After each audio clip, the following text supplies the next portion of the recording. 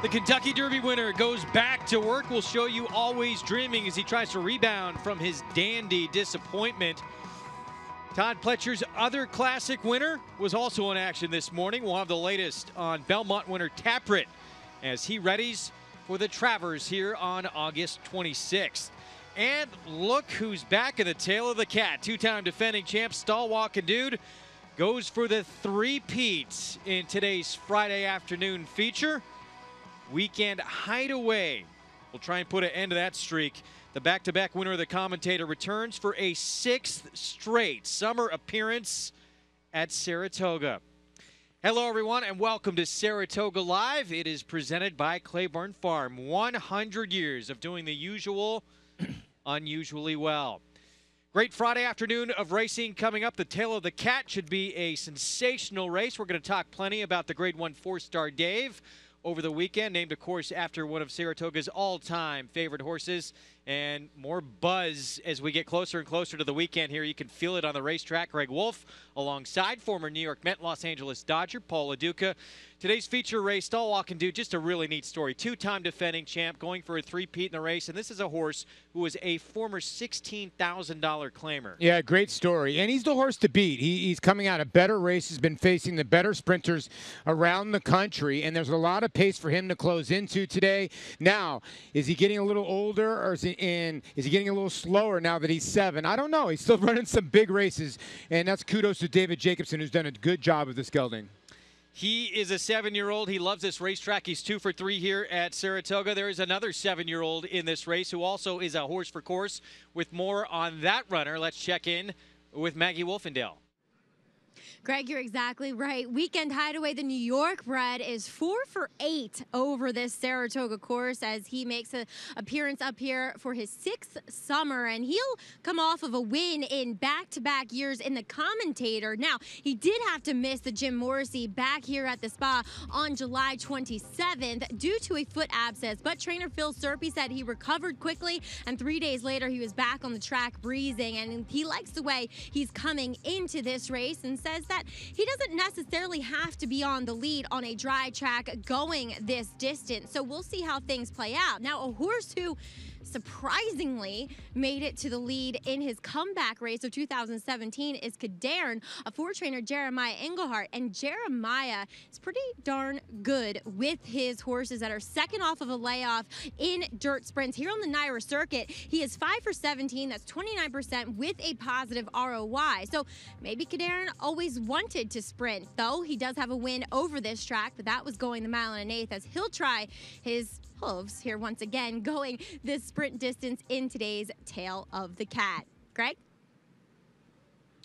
Maggie, thanks. Yeah, that race right there. First off, a 7th-month rest for Cadarn, a 4-year-old who maybe is just starting to get real good as they got him back sprinting now, and maybe that's exactly what he wants to do. We're going to have every single race in this Pick 4 sequence. It is starting in just 20 minutes. We'll begin on the inner turf at 1 1/16. Our 8th race is that featured Tail of the Cat, race 9, a 5.5 furlong sprint over the turf for New York bred maidens. And we'll close things out with the non-winners of 2 race over the inner turf at 1 1/16. Our track conditions for this afternoon brought to you by John Deere. Main track is fast. Turf condition is firm as we get set for today's action. And again, this 7th race will kick off a Pick 4, which right now already has $225,000 in it. Yeah, you got about 19 minutes to get to NYRA Bets and NYRA.com. Almost, like you said, $250,000. It's going to get about $500,000 in this pool. And a good sequence today. Got about 36 horses in this 4-race sequence with a great race. I really feel the Tail of the Cat. You can make a case for a lot of horses. Obviously, Stalwalking Dude's the horse to beat. But there's some horses in there that got a big shot. It starts with this race, race 7, which I'm a little surprised that the 2 is your favorite. Yeah, first time gelding here for trainer Bill Mott. Jose Lezcano, who has been sensational here riding on the turf at the Saratoga meet, will be in the irons. But Wondermeister is a horse right at his 10-1 morning line. The birthday boy is aboard, and he's already run on his 25th birthday. Irad Ortiz Jr. aboard for one of 2 in the race for Leah Giramati. Yeah, this is a horse. I'm still surprised that this horse is 10-1. Watch right here as Johnny V on this day just is looking and crying for somewhere to go. At that point, it had already been steady. You see he's going to try to get outside, really can't get outside, and he's just going to finally split the 9 and 10 here late. I mean, maybe he takes the initiative a little bit earlier. He only hits the horse twice. He flags him twice towards the end. He's much the best. And then, no, 10-1 now, I don't think you're going to see that after everybody just saw what they just saw. And I think a major player, and I'm surprised that 10-1 is holding up. Yeah, I have a feeling a lot of people going to have varying opinions here in this race. It is a difficult one to start off this late pick 4. Let's see what the guys downstairs think. New York Racing Association handicapper Andy Serling and one of the top trainers in the country, Tom Amos, back with us here on this Friday. It's good to have you back, Tom. Missed you this week. Good to be back. I enjoy this show very much. I'm working with the best talent in the business, and I'm actually including you. Okay. Wow. A rare compliment. I think we should end the show right now. You know, looking at the board right now, the board's going to change a lot because the favorites in the double are pretty much the 2 Mr. Messina, and they hit on it. Surprising favorite. The 7 Bartleby is the co-favorite, and Bartleby is 7-1 right now. He's obviously not going to be that price. I think Bartleby's very much the horse to beat. He finishes 3rd in this race, breaking from an outside post. He had a good trip in here. There's nothing really to tell about his trip. Just better horses. Ellensey and Hobo broke her maiden here, I think, or his maiden, about a week ago in a maiden special weight race. I think a week ago Sunday. Just think he's a logical horse to beat. Yeah, look, when they turned for home in this race, Bartleby looked like the winner. He just got out-finished to the wire. He was a good 3.5 lengths back. I guess in this position and dropping in for the claim for the first time, it makes sense to make him the favorite in this race. But does he offer the value, Andy? No, not. He's not going to be a great bet at 5-2 if he's going to probably end up around that price, maybe 3-1. I don't think it's an unfair price on him. I think he's just a very logical horse. I don't really like too many players in this race. I think Mr. Messina's has chances. Uncle Chester's better going shorter. I wish Paul Luck with his 5 horse. He's a big price. Pence is a tough horse to get a gauge on because Linda Rice is great with second-time stars. They often need their first race. I will say this horse's debut was not good. Fast pace and had really no run at the end. Yeah, well, look, there's more to it than that, Andy. I actually think Pence has got a big shot here. A slow break in that race. He has to come around everybody and really wasn't even asked the last 16th of a mile. Kind of coasted home. You got the idea, hey, we're not going to get there. Let's save it for next time. And what do? They drop into a maiden claim here. This is a good spot for Pence. No, I agree. I mean, this is a logical spot for him. I'm not going to be surprised. I picked the race 7-4. The 2, Mr. Messina, the new gelding, taking a lot of money. Maybe Maggie can shed some light on that.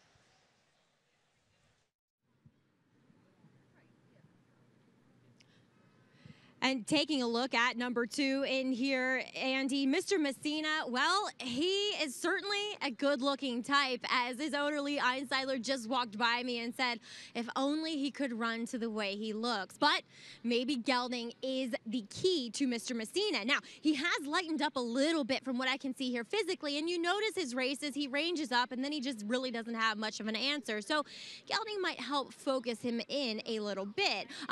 Like I said, I've always liked this horse because he is very appealing to the eye, but he just doesn't seem to get it done on the racetrack.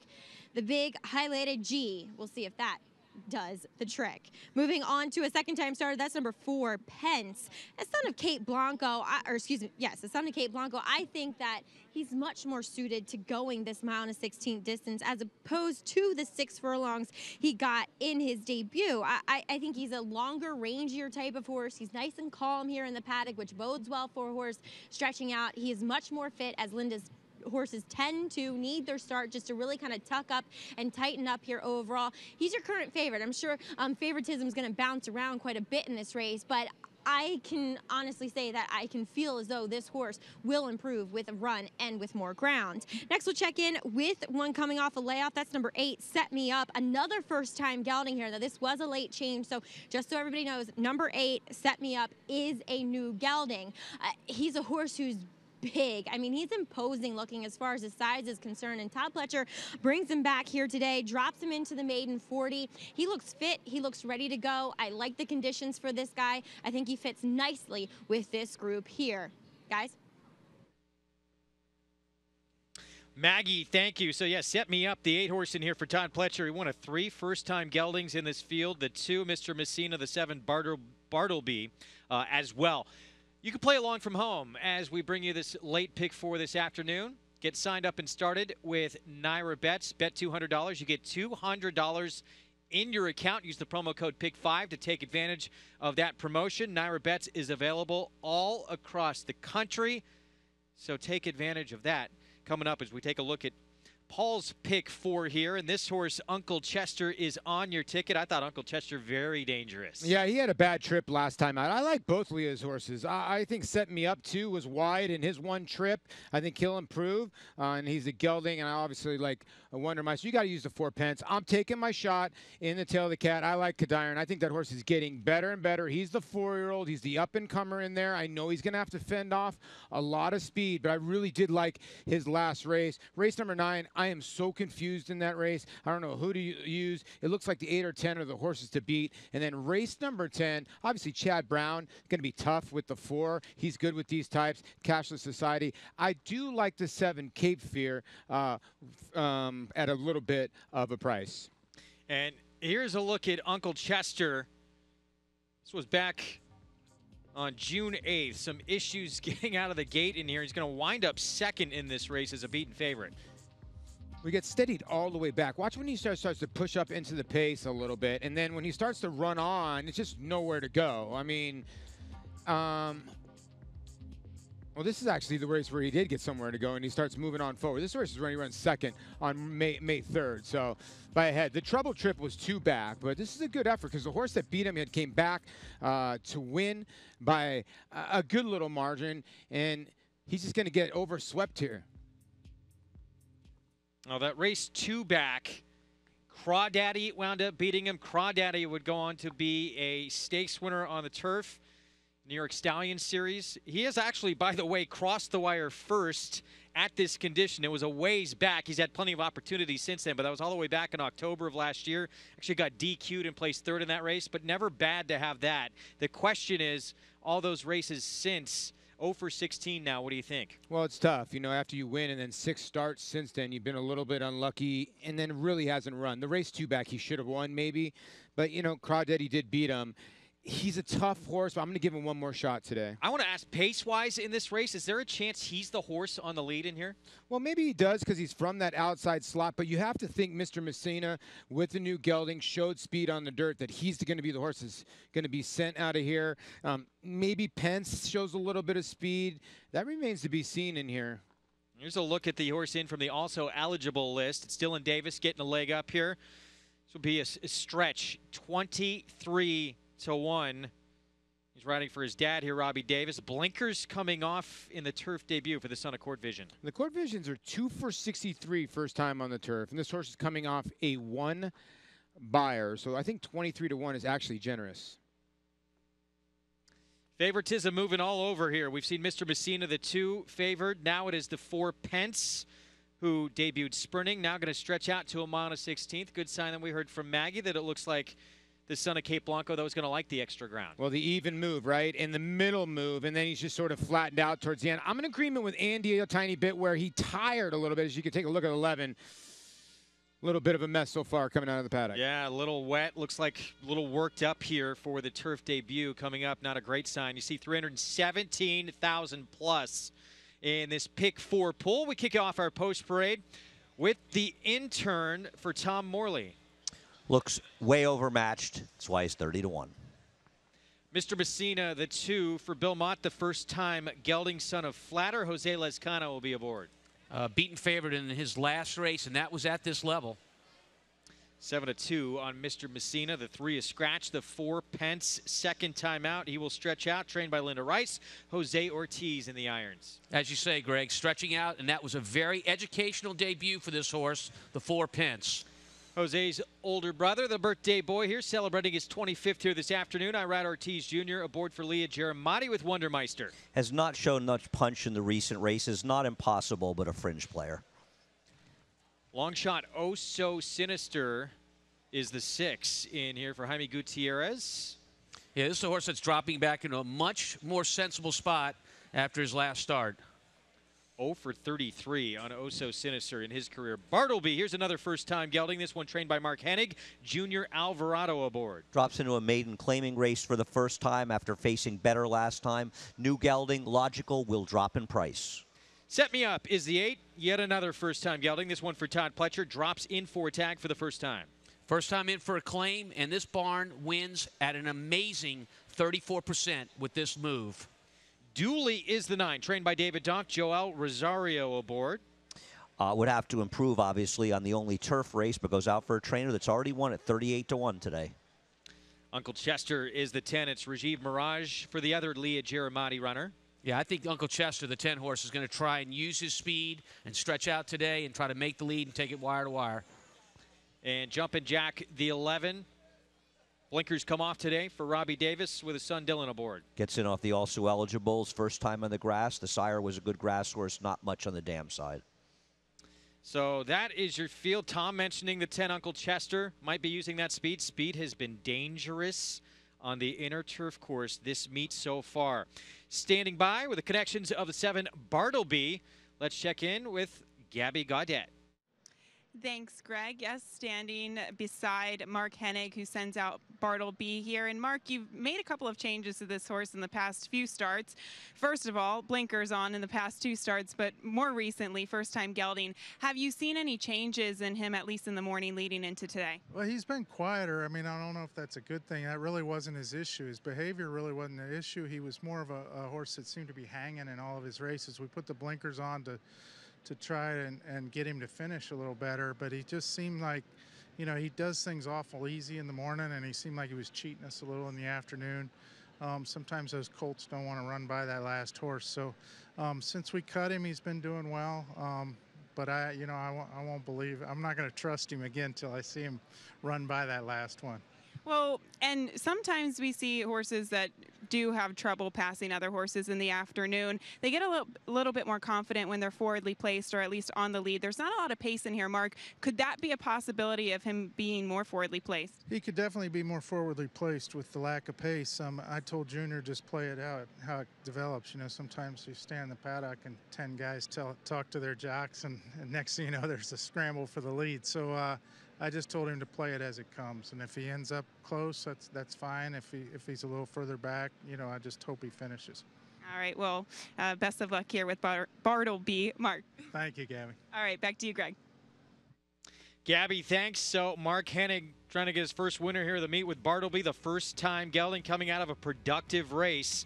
We'll have the start of this pick 4 after a short break. Still to come, Triple Crown workouts, Kentucky Derby winner. Always dreaming, getting back to work in the AM for trainer Todd Pletcher, and Belmont Stakes winner Taprit on the work tab as well. We'll be back. Claiborne Farms Flatter is carrying the flag for AP Indy, rewarding breeders in the sales ring and on the track.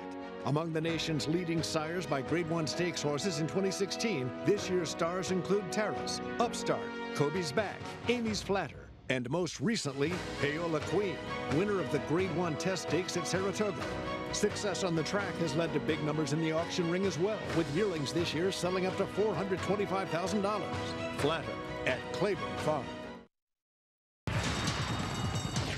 Change the way you watch racing forever with the new Naira Now app. Live racing in English or Spanish. From a variety of camera angles, race replays, talking horses, race analysis, and a multitude of on-demand content, all in high definition. Naira Now is available on many platforms, including iOS, Android, Roku, Apple TV, Amazon Fire, and more coming soon. Download Naira Now today, free in the App Store, and start watching the best racing like never before.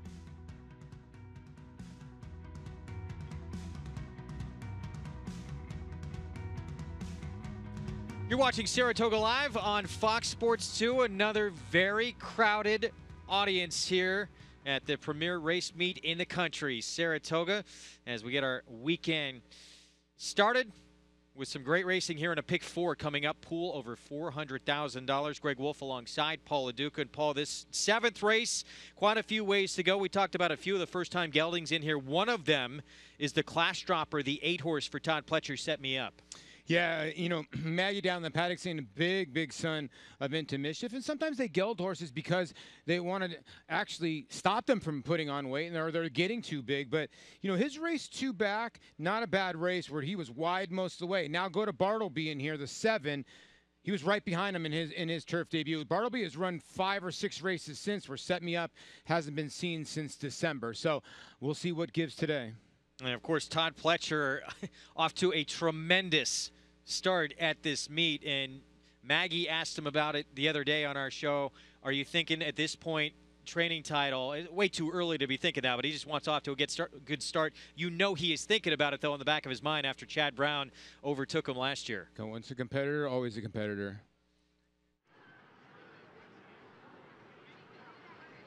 9 Dooley, who's 18-1 on the board. Let's go to Maggie. And Greg, we've already seen Dave Jong score with a 38-1 shot earlier on the card in race number 5. He'll be looking to do with a horse, well, that's at least half that price. Currently at 18-1 is Dooley. Now, Dooley gets back on the turf here. He looks like a turf horse. This is also the first time he's running in a maiden claimer on the turf with the Lasix, with the blinkers. This is a good-looking son of El Corridor. He caught my eye. As far as a live long shot, he certainly fits the bill, at least from my perspective. And I just think with the addition of all that, the class drop and back on the surface of his preference, he's one to certainly keep my eye on for a guy in Dave Donk who is heating up, that's for sure. Andy, do you have any thoughts about Dooley? No, but I don't knock 40-1 shots or whatever he is, 20-1, but good luck. I want to talk about the Todd Pletcher Set Me Up. You haven't seen this horse since November. The turf races weren't terrible. I suppose with improvement from 2 to 3, he could have a chance. Todd is having a fabulous meet, tied right now with Chad Brown. I don't like this horse, but I could see taking a shot. Look, he's making a drop, which is something you can do off a layoff and probably do it with safety. His statistics are fabulous with this move. All those are pluses, and you've got to respect that. But in terms of what he's done as a younger horse coming into the race this year off a December layoff, I don't see enough there to make me fall in love with the 8-horse at 5-1. Yeah, it was interesting as how dead the 7 Bartleby is. The board is telling you Bartleby has absolutely no chance in this race. Now, maybe Uncle Chester gets it done. I think there's more speed than some others here do, and I doubt he clears the lead. But listen, around here, if one guy's aggressive, nobody else is, maybe he clears. I think Uncle Chester is not only a severe bridesmaid, but I also think he's better going shorter.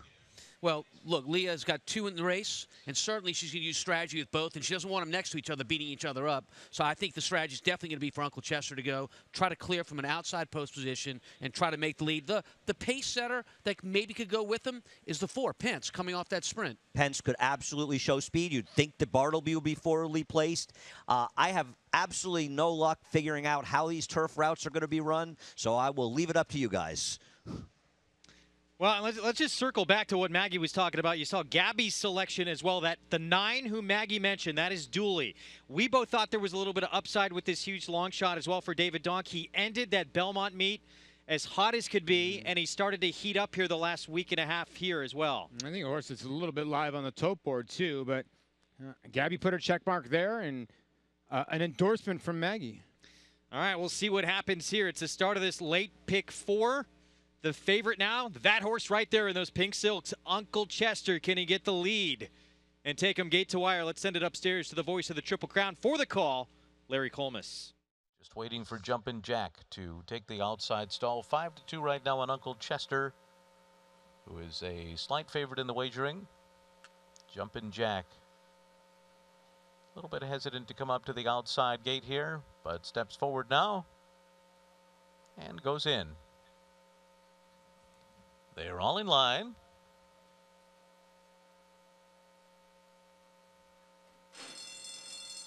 They're off. Good beginning by Pence, who goes out to the lead. There goes Uncle Chester on the outside. Uncle Chester will take over. Pence will sit second. Bartleby is third on the outside. And then it's Mr. Messina and the intern down toward the rail. Break of another two back to Oh So Sinister. And then Jumpin' Jack to the outside. Set Me Up is next, racing about 7 lengths off the lead going into that turn. And 2 lengths ahead of Dooley, who's second last early on. Wondermeister is the trailer. So it is Uncle Chester the leader. Pence is second in command as they go to the backstretch, 2 lengths from the front. Bartleby is third on the outside after a 24.46 opening quarter mile. Break of 2.5 to Mr. Messina. In fourth up the backstretch, 4 lengths from the front, then the intern on the inside of Oh So Sinister. 3 lengths to Set Me Up, outside of Jumpin' Jack, who rides the rail. Then Dooley and Wondermeister trailing the field with 13 lengths to make up. The half was 49.41 seconds. So Uncle Chester and Rajiv Mirage lead the field into the far turn. Pence is second, 3/4 of a length behind. Bartleby is third to the outside. Mr. Messina follows fourth. Oh So Sinister comes under a ride from fifth. The intern is sixth, saving ground here, 5 lengths off the lead. Set Me Up's under a drive with 7 lengths to make up. The others with work to do, and they're coming to the top of the stretch. Uncle Chester turning for home in front. Pence between horses. Bartleby on the outside comes on. Pence in a tight spot there, had to steady. Mr. Messina is now third on the inside. Final furlong. It is Uncle Chester. Bartleby on the attack on the outside. Mr. Messina third. Bartleby, Uncle Chester. Late run coming from Set Me Up on the far outside. Uncle Chester digs in. Uncle Chester wins it by a neck. Bartleby was second, Set Me Up was third, Mr. Messina fourth, and a final time of 1 minute 43.57 seconds. It's Uncle Chester to start off this late pick 4 sequence, and great job here by Rajiv Mirage to get to the front. Keep on going. Yeah, he won this race out of the gate, and he won it in the middle 2/4. I mean, it's bottom line. You go 24-2, you clear this field, and then what happens? He backs up the next quarter, Tom, in about 25, and then 24.5, and he had enough left in the tank. The lack of aggressive riding around here in these 2-turn turf races, it's almost comical that you get the best riders in the country, and one guy goes, everybody goes, whatever, you can have it. Raj won the race early, just like Paul said. Yeah, Bartleby ran the better race. He was wider. He was trying to close into it, but he also hung like a chandelier. Yeah, you know, when you watch these horses down the backside, you watch the riders on their back, you really think you're watching a European race where they don't let them go fast no matter what, because it is so controlled in the front end. Nobody is supposed to finish against the speed in this particular race. Set Me Up ran a very good race to be third, ends up galloping out in front of these horses. Watch for him when he comes back, the 8 horse. Yeah, he got left out of the gate, guys. And then, you know, it got really tight in mid-stretch. I don't know if the stewards are going to look at it. The 4 looked like he was out of horse in mid-stretch, but he really had to back out of there. And I don't know if Bartleby was the one that sort of came in and caused that crunching a little bit. As you see now unofficially 10-7, 8-2. We'll show you the start again. Watch the 8, what Tom was talking about. This horse that crosses the wire third and ends up galloping out, but just caught a little flat-footed, him in the 8 and the 9. And then he's dead last, and he sort of just gets taken to the rail. I thought he ran well, just like Tom said, but no doubt about the winner here. Uncle Chester did all the work. Well done by Rajiv Mirage, but Set Me Up, yeah, one to keep your eyes on certainly next time out as you take a look there at the photo. Finishes 10-7, 8-2. Had a chance to talk to Rajiv a few days ago, and he finally broke through with a win with Thundering Sky back, I want to say it was on Whitney Day, and he said it had been a tough meet for him. Some of the horses he thought had big chances wound up not running or having little issues. Now he's starting to get going here. Oh, he's a world-class rider, and it's a kind of thing when you're an athlete, in this sport especially, because what ends up happening, when you go away, they find somebody else. There's no such thing as loyalty. You got to win races to get mounts. Speed continuing to do well over this inner turf course. We're going to take a break. Still ahead, Stall Walking Dude going for a 3-peat in the tail of the cat. The 2-time defending champ is once again the horse to beat. The feature coming up next. And they're off. Naira Bet's Pick 5 is now available exclusively online at NairaBets.com. Bet the Naira Bet's Pick 5 every race day with a 15% takeout on the last 5 races on the card from the country's best racing at Belmont and Saratoga. Find it nationwide on NairaBets.com right in the Bet Type drop-down menu or at any Naira track or New York OTB location. Naira Bet's Pick 5, racing's best bet.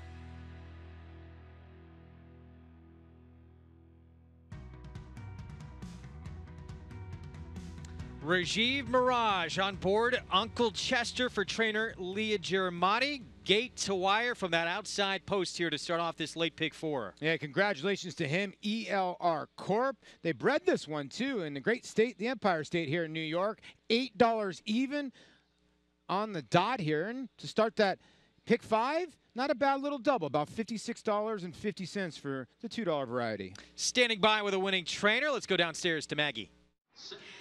And getting off the duck, as she so eloquently said just now, Leah Giramati with Uncle Chester. And Leah, a horse that, yes, he's been knocking on the door through the years, but he put it all together today, and Rajiv got him to set the pace pretty nicely. Absolutely. Rajiv did a wonderful job. I wasn't sure, stretching back out 2 turns, and when he got challenged, he does have a history of not exactly fighting back, so it was great. And it was good to see him get the job done here. And extra special for the owners, the ELR Corporation, Linda Balfour here in the winner's circle. A little emotional. It is. Richie, the owner, her husband, he passed away a couple weeks ago. And it's very sad because he was, you know, the passion behind everything. I mean, Linda and he did this together. They would breed together. They went to the sales together. They were a fixture. Everybody knows who they are at the sales and around the backstretch. So I'm sure he's watching. I'm sure he's celebrating. I'm sure he's right here. He's probably wanting to butt in and say something right now, but we're keeping him quiet. That you are, but speaking very nicely on his behalf. Leah, congratulations, too, with Uncle Chester. Oh, thank you. All right, Greg? All right, Maggie, thank you. So Leah Giramati gets the win with Uncle Chester. Leah, of course, found her way to horses at a very young age, but after some time away to do some education, including getting her master's, she couldn't get horse racing out of her blood, as she explains in another edition of I Am. I am Leah Giramati. I am a trainer. I first started falling in love with horses at summer camp when I was around 5. After that, I got involved on Long Island with Harry Dallaire riding show horses and jumpers, and I could never get horses out of my blood after that. I was supposed to go away to college that fall, but I never really made it there. So I spent the first few years with Alan Jerkins, learning to gallop horses, worked as an assistant trainer, and then took a break to go back to college and finish up. And I started riding races for Alan because he's told me, well, you always wanted to ride races when you were a kid, now you look light enough. So I rode briefly for a year and a half. I wasn't a great jockey. Alan Jerkins has had the most profound impact on my life, not just as a trainer, but just on in my life in general. He was somebody that instilled in me that I could do anything I wanted to do. He is my hero. He always will be my hero. My biggest win was the spin-away a couple years back at Saratoga. Sweet Reason, much the best in the spin-away. It was my first Grade 1, and it was with Sweet Reason, who went on to win 2 more Grade 1s for me, which I think is such a gift, and I'm so thankful for to have had her in my barn, not just because she was a great racehorse, but also because she had a tremendous personality. Everybody would line up on the rail to watch her in the mud as she put her face down in the mud and paw and slapped dirt everywhere. And she was like having a pet around the barn. She was just a joy in so many ways and had so much heart. So there isn't a lot of spare time when you're a horse trainer. It's a 7-day-a-week job, 365 days a year. But in my spare time, I'm trying to learn to train dogs. I'm in training, actually. I have 2 German Shepherds, and I work at a place in Jersey in Frenchtown called Pro Canine, and I have a lot of fun with that. That is what I do in my spare time. It's a little different from training horses, but I love being around the animals. I've heard, by the way, don't sneak up on those German Shepherds, so be careful if you go to Leah's barn. Yeah, right? Yeah, they probably protect her. Good for her, Leah. I mean, to have time to what you're doing to be a trainer and to do that as well. And holla for the Queens girl. I know she's a Met fan. Saratoga Showdown Contest, a reminder to get involved. If you're new to the game, want to learn how to play some wagers without risking any of your own money, this is the way to do it. You get a mythical bankroll and a chance to win some real prizes like 50,000 NyraBets bonus points, or an entry, or I should say an entry into a prize package valued at $2,000 for next year's Belmont Stakes Day. You go to SaratogaShowdown.com or Nyra.com to get involved. The Tail of the Cat, our feature race, is next. The two-time defending champ. He is back looking for the three-peat. Stall Walking Duty comes in entering off a loss, but each of the last 2 times he won this race, he was also entering off a loss. I think these odds are going to change a little bit. I understand Stall Walking Dude up, but a lot of money on the one on here, loose on the town. Wow, yeah, 3-1 from a 12-1 morning line. Our feature next, it's the 4th running of the Tail of the Cat, and it's next. Make NyraBets your home for online horse racing and betting. Use NyraBets to bet on live horse racing from around the world. Bet from anywhere, anytime using your computer or mobile device. Earn valuable reward points on bets. Play in our exclusive promotions and earn cash rebates. Sign up at NyraBets.com and start earning your sign-up bonus today. NyraBets, racing's best play. Use promo code PICK5 to get a $200 new member sign-up bonus on NyraBets.com.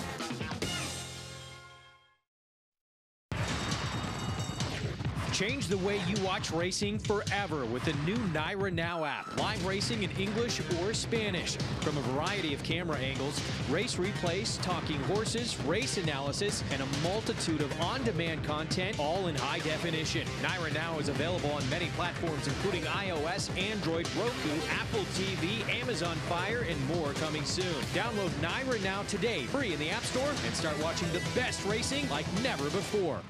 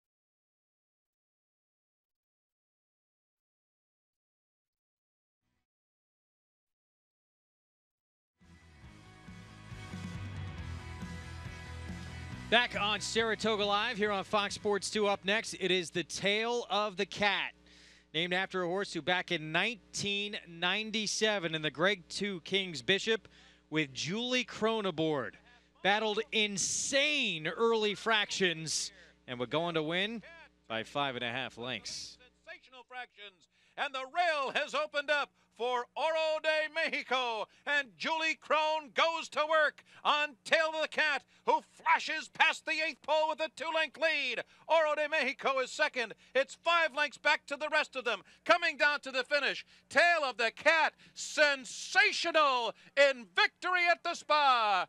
Here's the wire. The time 1:21 and 3, winning by 4 lengths. Julie Crone was aboard for each and every start of his career, and he was right up there dueling with those fractions. 21 and 3, 43 and 2 for the half. Well, I mean, his pedigree didn't get any more regal. Listen, when you're a son of the great Storm Cat out of a Mr. P mare, precocity, a lot of his horses, he was brilliant on the racetrack. A lot of his horses love the turf course. They're very precocious as 2-year-olds. And we're seeing now a son of him, Overdriven. They're winning races on the turf course. So he's passing the influence down a couple generations. Race named in his honor coming up next, fourth running of the Tail of the Cat here at 6 furlongs.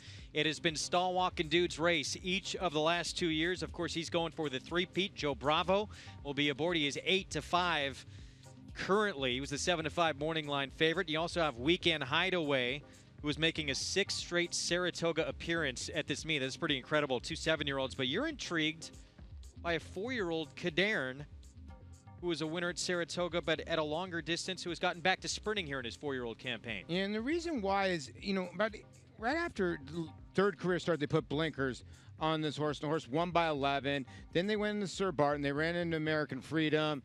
Long. The time before that, this horse got dead left against Stall Walking Dude and had no chance. He went to the sidelines, and I thought this race was very good. Now, Candid Desire is the only one that makes up any ground on the outside in here, but I thought he was extra special this day. I think he's a horse that wants more to give. I don't think he really needs the lead, although he's going to try to get it today. And it looks like there's a ton of speed. They're just never getting to this horse. He was striding out nicely, and I think he's got a big shot to maybe wire this field. I think Jeremiah Engelhardt, that was the best race that this horse had run. Didn't want this horse to bounce, and I think has gone to the sideline since it's fresh and is going to run a big one today. That was his first start, in his 7 months since we had seen him, and every right to think he could move forward off that. If he can, it's going to be very dangerous in here. Well, he is. Now, Loose on the Town, the 1, is very fast and stumbled very badly last time out. So what gives in the first couple furlongs of this race between the 1, 2, and 3 in the speed types in here? Andy, you believer off that performance in Cadern? I picked him. I think he has a chance. I don't know. The pace dynamic's a little murky. He's going to have to rate behind Chief Lion in all likelihood here. I think we have to talk about the horse that ran 1-2 in this race last year. And the first question was Stall Walking Dude, who's won it 2 years in a row, won it last year. Is he the same horse this year? You know, when a horse has gone 18 for 54 and made over $1 million, he can win just about in any circumstance. But I think his best races are when he gets pace up front and can finish on the end. I don't know that he gets a ton of pace in this race, and when he did get some pace 2 back and it's set up well for him, he didn't have the same finish he had last year. I have a big question on whether Stall Walking Dude is the same horse as last year. I will say if he runs his race 2 back, he's going to be very tough because Roy H. ran a tremendous race, and he came back and ran well out in California. But you're right about what you're saying. This was a monster pace last time, and it was such a fast pace that the 4, Chief Lion, ran a tremendous race. He couldn't even get the lead that day, and he's a speedball. But today, there's less pace in the race, and certainly less than last year. I think Chief Lion is a very dangerous long shot to wire the field. Well, look, Chief Lion, Stall Walking Dude, the 6 horse, Can Dip, the 7 horse, they're all coming off races that make you ask yourself, can they get back in form? Because those races were no good. They weren't good, but this is maybe a different situation. But you're right.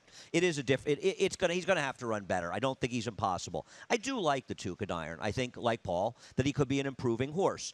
He has rated in the past. He's going to have to let Chief Lion go. He doesn't want to be battling inside of him unless Chief Lion gets left or doesn't go. If he can get outside of that one and stalk him and runs back to his last race, I think he can win. I'm glad you brought the 2 horse up because the last race is significant in my mind. No one in that field changed places except for 1 horse, and that's a horse we haven't talked about, the 5, Candid Desire, who finished on that field. Every other horse stayed in the same position they were at the start of that race. But it was a fast pace, and he survived it. Look, I don't think he... If it's such a fast pace, then you're supposed to see some movement between the horses behind him, and there was no movement in the race. So, okay, maybe he it's just a ran fast giant. pace. It's a fast pace on time, but no movement behind him tells me that the race was run one way, and that was for the speed. Except Candid Desire. And listen, he's not impossible at a big price. I'm not going to knock you for you like a long shot. It's good. And he did run well to be second. But how much better, I mean, which race does he have that makes him a major player here? Well, 2 back makes him a major player, in my opinion. Change of riders, ran in the mud last time. I give him an excuse in his last race. I think he's a horse at 16-1.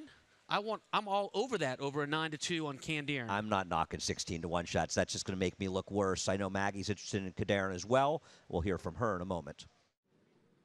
Andy Kadarin is a horse that I've been a fan of throughout his career, and I find it interesting that now as a 4-year-old, well, he's decided he wants to sprint, and I respect Jeremiah Englehart off of that big performance off the layoff to keep him at sprint distances, going the 6 furlongs here once again. Physically, this guy has changed a lot. He's become a much more brawny and kind of burly individual than what he was as a 3-year-old. He was a lighter frame, and now he's just really filled it out, and he's so much stronger. I mean, you look at him behind the saddle, and that's what you want to see in a horse's hindquarters. I mean, he's kind of got that apple bottom, if you will, and he just looks so much stronger overall. I really like this horse, and I'm really intrigued to see what he does here, coming back second off that long layoff, but off of a freshening as well. Now, another one off a bit of a freshening is number 3, Weekend Hideaway. As you heard me say, had a little bit of a foot issue. That's why he missed the New York bred stake early on in the meet, but Weekend Hideaway, he looks good here overall. Physically, his coat looks great. He's well muscled here in his kind of flesh. I wish there was a little bit more energy from him, to be honest. When he shows a little more oomph and pizzazz here in the paddock, it's usually when he runs his A game, but we'll see. I have the utmost respect for Weekend Hideaway, as he does love it here at the spa, and I know, Greg, you love it here at the spa too. Hard not to. I think just about everybody loves it here at the spa, but Weekend Hideaway, certainly he's a horse for course. He's 4 for 8 here. Maggie talked about that foot issue that kept him out of the John Morrissey back on July 27th. He did miss some training. The good news is he missed only 3 days of training. He's come back to work sharp since, as we take a look at his win here in the commentator. It's a good win. It's a good win. I'm passing the ball to this to Tom Amos. On that turn, I get it. He had some foot issues, and he looked like, to me, he was starting to spin out and wheel out a little bit. I think this muddy racetrack helped him out a little bit. I think he's a play against in here, and he's been off May 29th for a reason. Yeah, and look, Paul, I mean, one of those reasons is he skipped 2 stakes. He skipped the Saginaw as well as the Morrissey. Both those races were races he could compete in, one of which was on July the 27th, and they said, hey, we've got a foot issue, we're not ready. Now, they've said that that's behind this horse, but you're getting 7-2 on the 3 horse, and you know that things have not gone great in his training to this point. And he's also a horse that runs better in a wet track, and he got away with murder in the commentator. The truth is, on the PPs, you could like him more on his race 2 back, the Firm Success, where he attacked a fast pace from an outside post and actually hung pretty well. That was the better effort than last time when he had everything handed to him.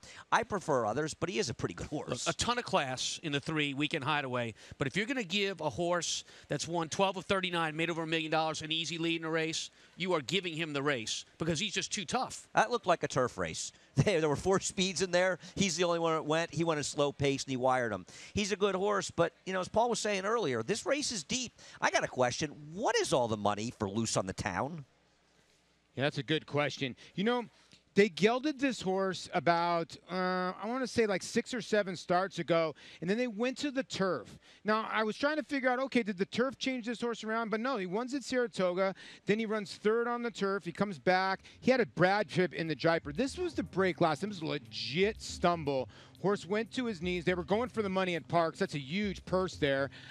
I mean, this is a useful race. I mean, he sort of has to rush up in between horses and then actually sort of backs out of there with Antonio Gallardo and runs a solid 2nd. Now, I mean, you got 1 race at Saratoga, guys, and you have that race against Mr. Jordan. Is it enough to win here from the rail? That's the issue. No, he can't win off his last race. It was a bad stumble, but he stumbled forward. He didn't stumble back, Tom, so it put him back into the race.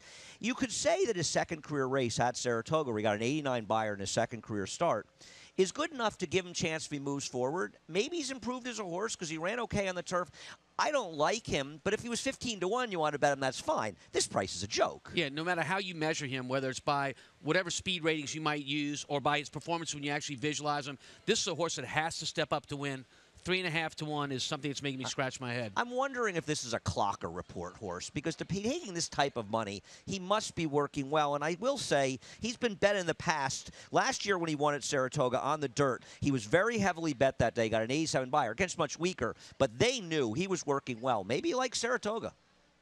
Well, yeah, you look at his past performances, Paul, and actually 2 of the better races he's run in his career came at Saratoga. Now, 2nd start of his career, we know he actually got beat, but he got off a step slow. He had to go 6 wide, still put up a huge number in the 2nd start of his career, and then he actually wound up winning here last summer. His only bad 2 dirt starts, he went to the sideline, so something went amiss, right? And then they went to the King's Bishop, and they ran into a horse named Run Happy. And that might have ended him and sent him to the sideline for a little bit to regroup. So his other races are good, but I'm with the guys downstairs. This is a salty group for him to be 3-1 or now 4-1 in. Yeah, that's Andy brought up a really good point. Hey, could he win the race? Maybe, but the price should not be 4-1. That is awfully strange to see him that low on the board. Call to post. We hear it behind us here. Our post parade is brought to you by OCD Pellets, celebrating their 10th anniversary of supporting the equine industry with their 2-in-1 bone and joint supplement. For more information, you can visit OCDPellets.com. Again, don't forget, this race is our 10% trifecta winners bonus as well. If you play through Naira Bets, you can earn a 10% winners bonus by hitting the trifecta. Go to NairaBets.com to make sure you get involved with that. We're going to see Loose on the town first when we kick things off here in this post parade.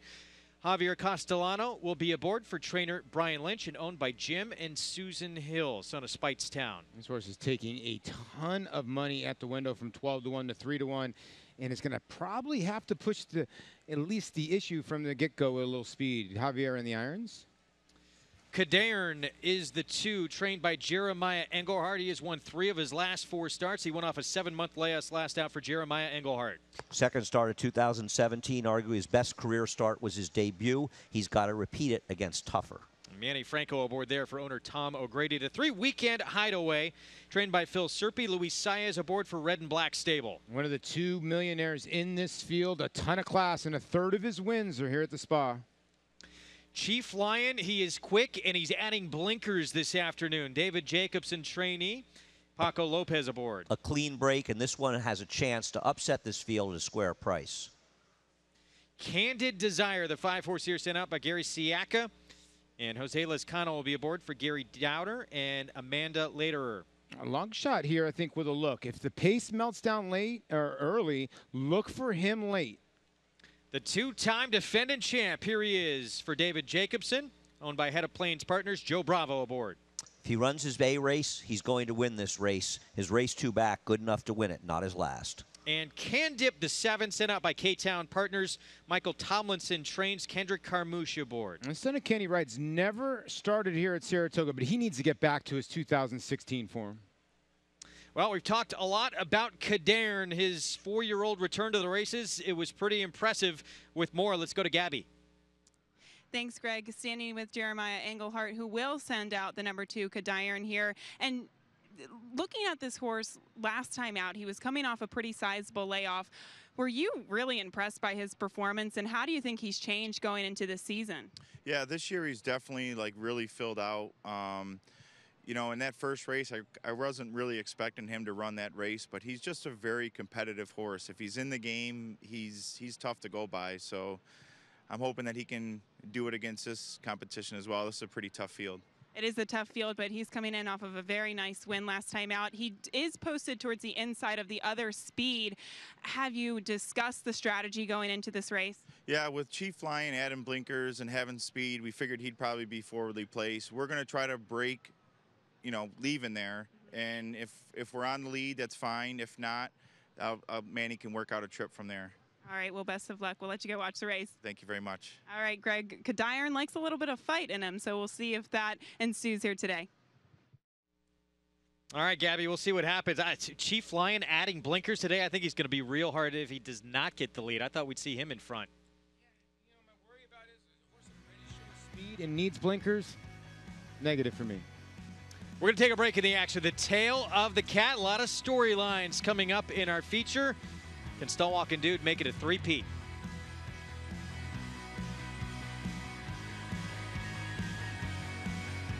Undefeated in sprint competition, Eclipse champion Run Happy captured 3 Grade 1 victories and set blistering speed records at both Keeneland and Saratoga. In the Breeders' Cup Sprint, he dominated the world's fastest runners, going 6 furlongs in a record-breaking 108 and change. The only horse nominated for 3 Eclipse Awards, Run Happy was crowned champion male sprinter, all the while racing 100% drug-free. Champion, millionaire, record breaker, Run Happy, standing at Claiborne Farm. And they're off. Naira Bet's Pick 5 is now available exclusively online at NairaBets.com. Bet the Naira Bet's Pick 5 every race day with a 15% takeout on the last 5 races on the card from the country's best racing at Belmont and Saratoga. Find it nationwide on NairaBets.com right in the Bet Type drop-down menu or at any Naira track or New York OTB location. Naira Bet's Pick 5, racing's best bet.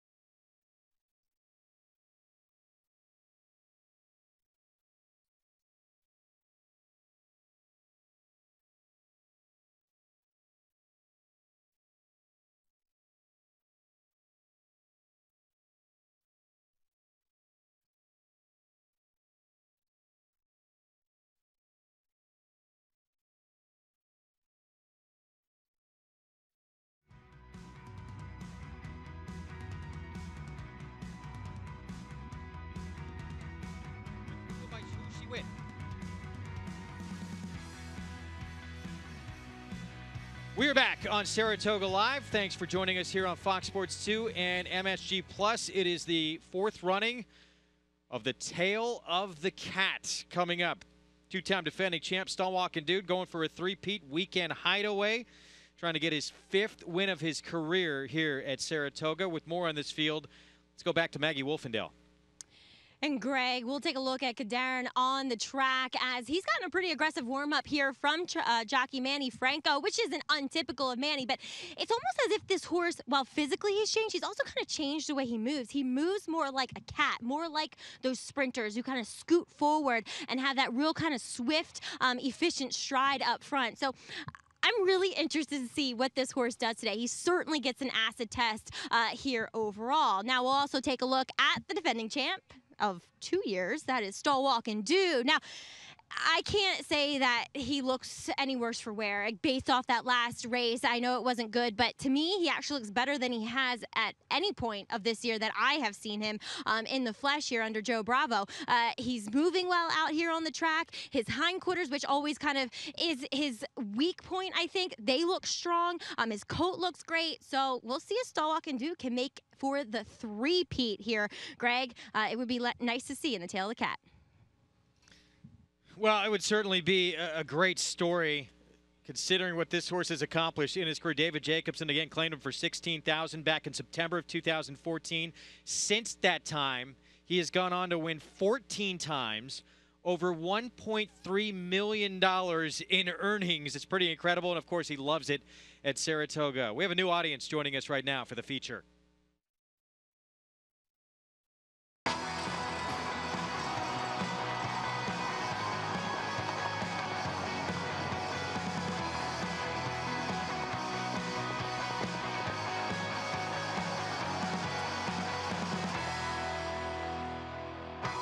Welcome to Saratoga Live on this Friday afternoon, and those just joining us on Altitude Network. Great to have you with us. Show is presented by Claiborne Farm. 100 years of doing the usual unusually well. It's the Tail of the Cat, just a minute to post here. 4th running of this race, and there is a 2-time defending champ. One of 2 in the race for trainer David Jacobson. With more, let's check in with Gabby Gaudette.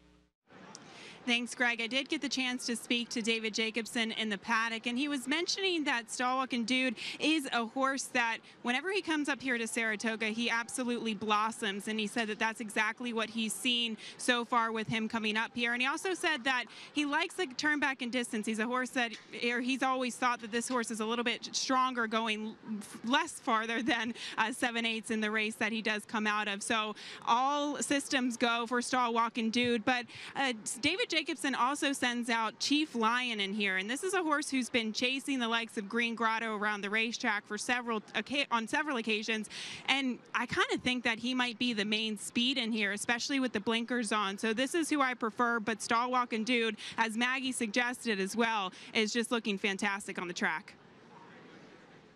Thanks, Gabby. Yeah, Chief Lion, he's ultra quick anyway, and now with the blinkers on, it seems like it's must send with Paco Lopez. Yeah, I would think if I'm Manny Franco on Cadern, I push a little bit from the rail, or Javier Castellano, I push for the rail, make Chief Lion go even faster and try to string him out. So at 11-1, Andy, does that make him even more dangerous here if he's out in front by himself? Well, I think that he's a horse that you want to use. You want to use protectively at the very least. Whether or not he's informed to win it, I don't know, but he's supposed to be the controlling speed. Look, he's one of 2 Jacobson horses in this race. Jacobson has the favorite Stall Walking Dude. He's adding blinkers to Chief Lion. I mean, to me, the move is designed to be a rabbit for Stall Walking Dude, to get him out in front, to ensure that fast pace, to give him a good pace to close into. But he's also a horse that was second in this race last year under adverse circumstances, so he can win. That's a good point by Tom. It's both Stall Walking Dude, Chief Lion, owned in part by trainer David Jacobson. Stall Walking Dude, the 6-horse, going for the 3-peat. Let's send it upstairs to Larry Colmus for the call. And Dip stepping up to the outside stall, goes in. They're all in line. They're off in the tail of the cat. Loose on the Town is sent out to take the early lead. Cadern away running in second, and Chief Lion is third on the outside. Weekend Hideaway settles into stride fourth early on. Then comes Can Dip to the outside, 4 lengths to Candid Desire, and late running Stall Walking Dude. Last of them all, and he's given them a 12-length head start with a half-mile to run. The first quarter, 21.96, rolling right along here. Cadern and Chief Lion. Chief Lion grabs the lead as the field rounds the far turn, opens up to lead by 2. Cadern is running in second. Loose on the Town is third. Weekend Hideaway is fourth. Stall Walking Dude beginning to roll now. He got through an opening on the inside, and he's within 5 lengths of Chief Lion as they come to the top of the stretch. A 44.79 half. They're into the stretch. Loose on the Town grabs the lead. Weekend Hideaway comes up the fence. Stall Walking Dude closes on the outside. Final furlong. Loose on the Town. Here's Stall Walking Dude on the outside. The 2 of them hook up at the 16th pole. Stall Walking Dude. Loose on the Town. Digs in. Stall Walking Dude loose on the Town. Come down to the wire. Stall Walking Dude and Joe Bravo do it in the tail of the cat. Loose on the Town was second. Weekend Hideaway was third. Candid Desire fourth in 109.75. Not on my watch, not in my race, says the 2-time defending champ. Stall Walking Dude makes it 3 in a row over a tough customer on the front end. Tough customer on the front end that was bet down and Loose on the Town. Stall Walking Dude, how can you not root for this horse down the stretch? He knows where that wire is. When those 2 horses come together, I think you just had to know Stall Walking Dude was going to succeed. You're right, Tom. I mean, these type of horses just know how to win, and this is just a brutal beat for Loose on the Town. The money was right. He ran absolutely giant, but sometimes a millionaire is just a millionaire for a reason. Yeah, I mean, Stall Walking Dude was somewhat lucky to win this, and it is a great achievement winning 3 in a row. I don't knock him, and he's a very lovable horse. The money is so sharp around here, it's really amazing. I mean, Loose in the Town was a horse that on paper looked 15, 20, 30 to 1, and he not only got bet, but he far and away ran the best race. He broke like a shot. He dueled with the other 2. He let him go. He came around again. He ran too well to lose. He ran too well to lose, and I think Jacobson's other horse, Chief Lion, cost him the win. You know, pushed him pretty hard on the front end and set it up well for his stablemate, Stall Walking Dude. No, it's tough to get everything to go perfectly. It's rare around here. 6-1-3-5. Let's check in with Maggie, who's with Joe Bravo. Here with Jersey Joe. Once again, I feel like this is an occasion, Joe. I get to interview you a lot here. I like that. Let's keep this going, okay? It's pretty fun to deal with warriors like this. Stall Walking Dude is just all class. I mean, come on, to win for this race particular 3 times in a row, just glad to be teaming up with him. And you've won on him before. He was well off the pace today, but they were flying up front. I think David's other stablemate in here, Chief Lion, he made things a little bit easier for you, but Loose on the Town, he fought back and gave you a little bit of run for your money. Yeah, I mean, this guy's his biggest efforts, though. If you see the better he does the first half, the better he finishes the second half. He's, you know, wants to take his time at stuff. He's an old man. He enjoys to let everybody else do the hard work up front. But how cool is he? I mean, he goes to Dubai. He comes here in Saratoga. Compared to the other times you've ridden him, Joe, how much does he love it here at the spa? You know what? Let's take the horse out of the equation. What a great job David has done with the horse. I mean, David's got this horse to run for so long. You don't see no spaces between his races. He's always there for you, and he never runs a bad race. If win, lose, or draw, he's there. I take my hat off to David Jacobson for keeping an old man like this around and doing such a great job. And shit, he feels like a big, strong 3-year-old out there. And he looks it too. As you said, job well done to David, but job well done to you, Joe, for being his pilot. Just nice to be part of it. All right, Greg, that is Jersey Joe aboard Stall Walking Dude. He sweeps this race for the 3rd time in a row. He's just been fun to watch now. He wins for the 15th time since David Jacobson claimed him back in September of 2014. We'll be back with the prices from the tail of the cat and set up the 9th right after this. Make NyraBets your home for online horse racing and betting. Use NyraBets to bet on live horse racing from around the world. Bet from anywhere, anytime using your computer or mobile device. Earn valuable reward points on bets. Play in our exclusive promotions and earn cash rebates. Sign up at NyraBets.com and start earning your sign-up bonus today. NyraBets, racing's best play. Use promo code PICK5 to get a $200 new member sign-up bonus on NyraBets.com. This 3-time graded stakes winning millionaire defeated 20 Grade 1 winners. In the Dixie Stakes, he defeated Canadian champion and horse of the year Up With the Birds and set a new course record at Saratoga. Runner-up in the Grade 1 Manhattan and Shadwell Turf Mile, Ironicus ran 7 triple-digit buyers, including this score in the Fort Marcy Stakes. Half to 4 graded stakes winners, Ironicus has the speed, class, and bloodlines to become the next great sire by distorted humor. Ironicus at Claiborne Farm.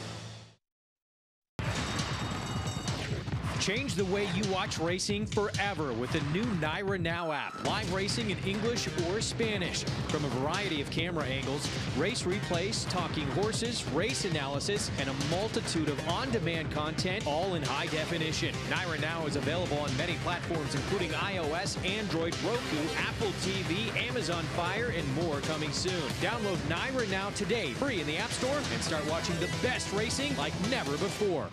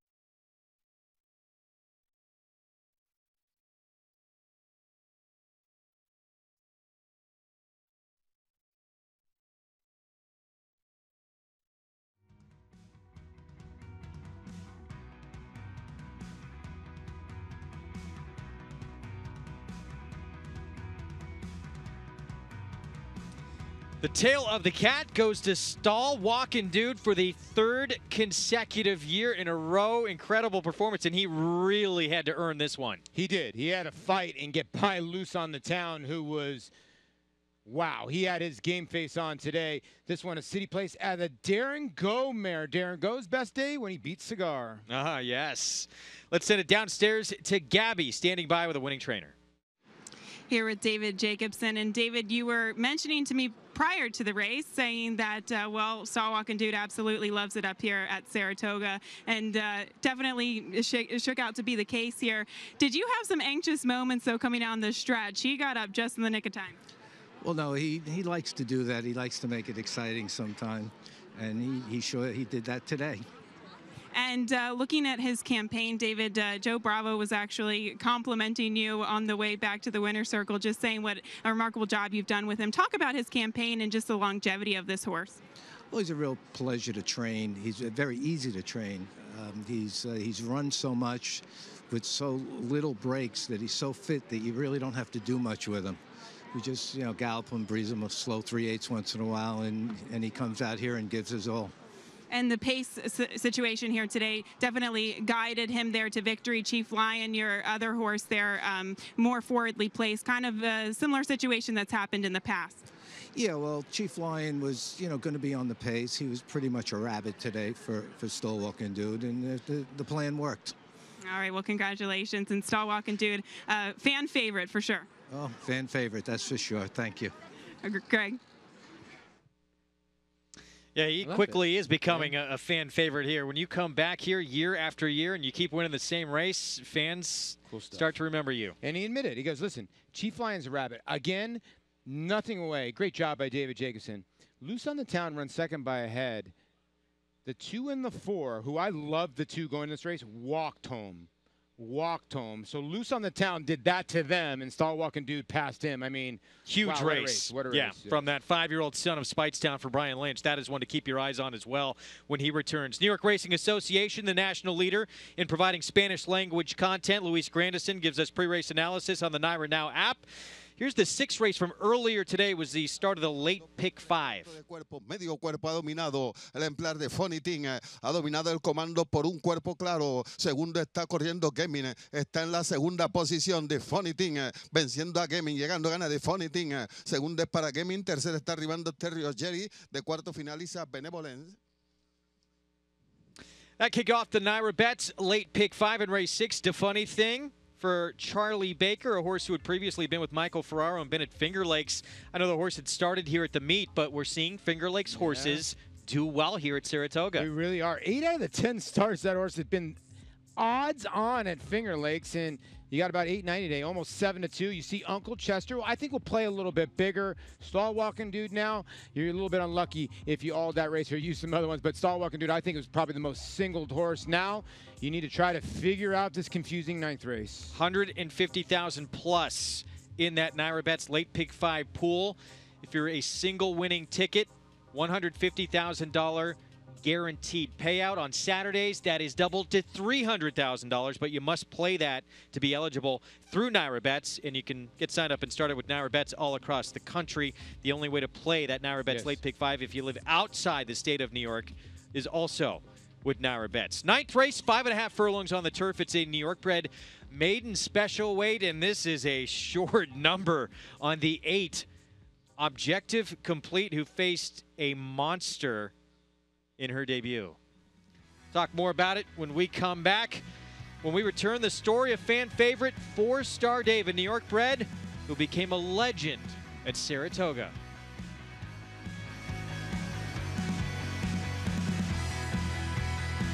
And they're off to New York, the premier state bred program in the United States. When you own a New York bred, your horse can run for more than $44 million in purses restricted to registered New York breds. And the New York program pays awards to breeders, owners, and stallion owners when their New York breds finish first, second, or third at New York tracks. We have the quality. Dakota, they won't catch Monin. Monin wins the February Stakes. You have the opportunity.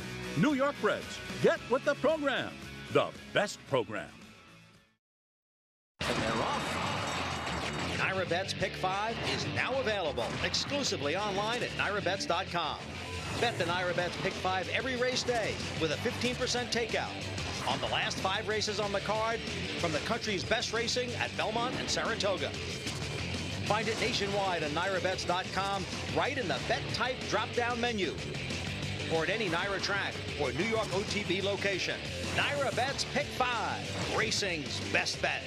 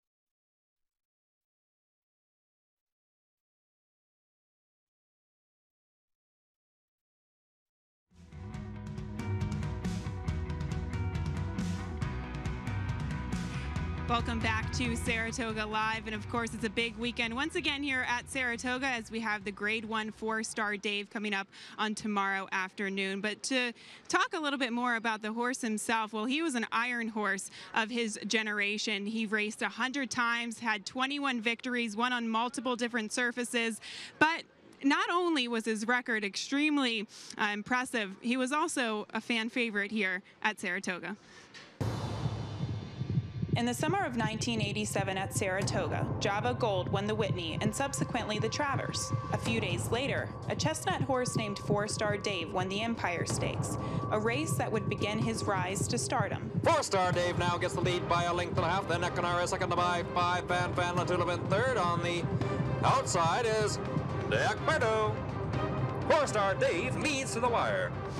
He was just absolutely a lovely horse altogether. Fourstar Dave to the wire. Fourstar Dave has a lead. Fourstar Dave in front. And Fourstar Dave ambles home. And it's all Fourstar Dave.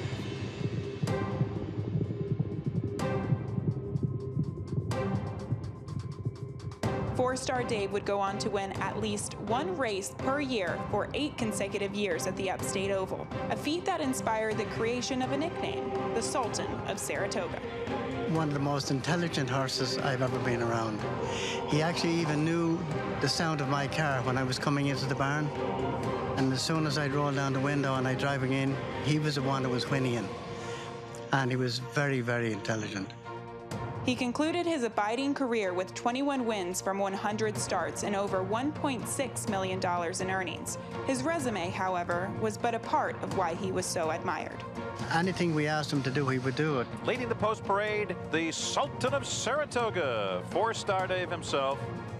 Fourstar Dave and his story live on through mementos found throughout the city of Saratoga, including his gravesite located in Clare Court on the backstretch of a racetrack he adored and which adored him. I'm very happy with what Fourstar Dave did and the recognition he got because everybody loved him.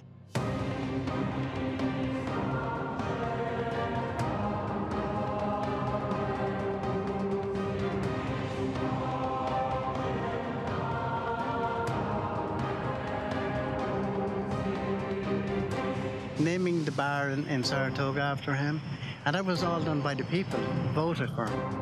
He was a champion for them.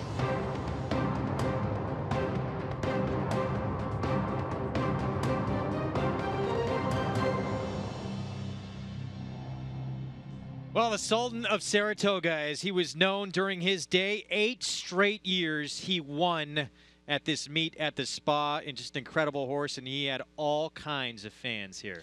Yeah, he really did. And some of his best races, Andy, were here at Saratoga. He stopped the clock in 1:38.4 going a mile and a 16th. Mike Smith rode him for most of his races. I know you got to see him run a lot, but some of his turf races here at the Spa were amazing.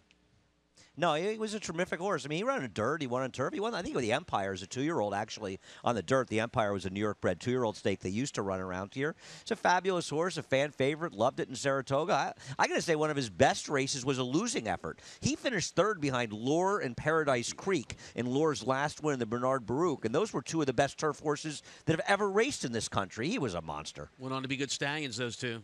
Yeah, no, he was a fabulous horse, and you say a fan favorite and very popular around Saratoga. Won here, 7 or 8 years in a row. It's a pretty incredible achievement. Yeah, his connections actually thought it was the 1993 Darrell's Joy. He was second to Lure. Actually stumbled a bit in that race in a piece of the turf course. They actually thought he would have beat him in that race if not for that. Yeah, tremendous. I mean, you talk about those 2 horses, and Lure obviously back-to-back Breeders' Cup mile winners, but what a versatile horse. And you'd love to see horses. Kudos to Mr. Leo O'Brien. Well, we're getting back to live racing action here. This 9th race, 5.5 furlongs on the turf. Still the even money favorite. Objective Complete with more on that 3-year-old filly. Let's go to Maggie Wolfendale.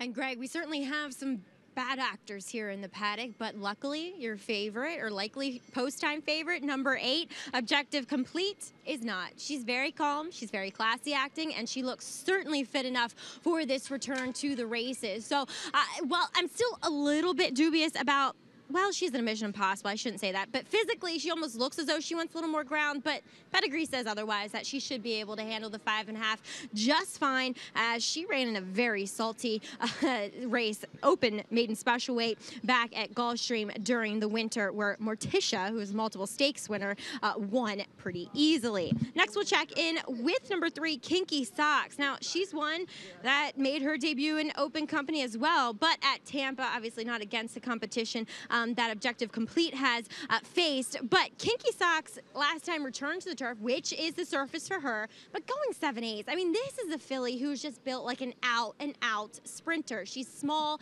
she's compact. 5.5 is where she's meant to be, and I think she's finally in the right spot against New York breds for the first time. And then number 4, High Jingo.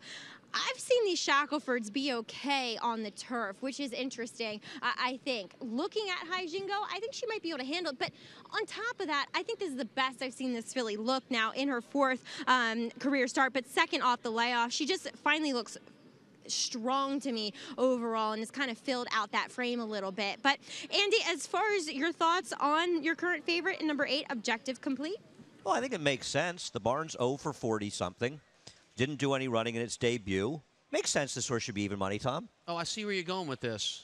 But I don't get it at all. Actually, that debut was actually more impressive than you might realize on paper. This horse gets left. That's not noted in the form. Circles everyone, catches up to the leaders, tires, and is not ridden hard the last 16th of a mile. Look at that series of works coming into today's race, showing the signs of being ready to run. And by the way, in that initial race, you know that horse Morticia. She's won 5 of 6 on the grass, multiple stakes winner, and graded stakes placed. I, too, looked the race up, Tom. I, too, watched the race. I'm My glad to version hear was, that. did Branko Lang slow? Completely agree with you.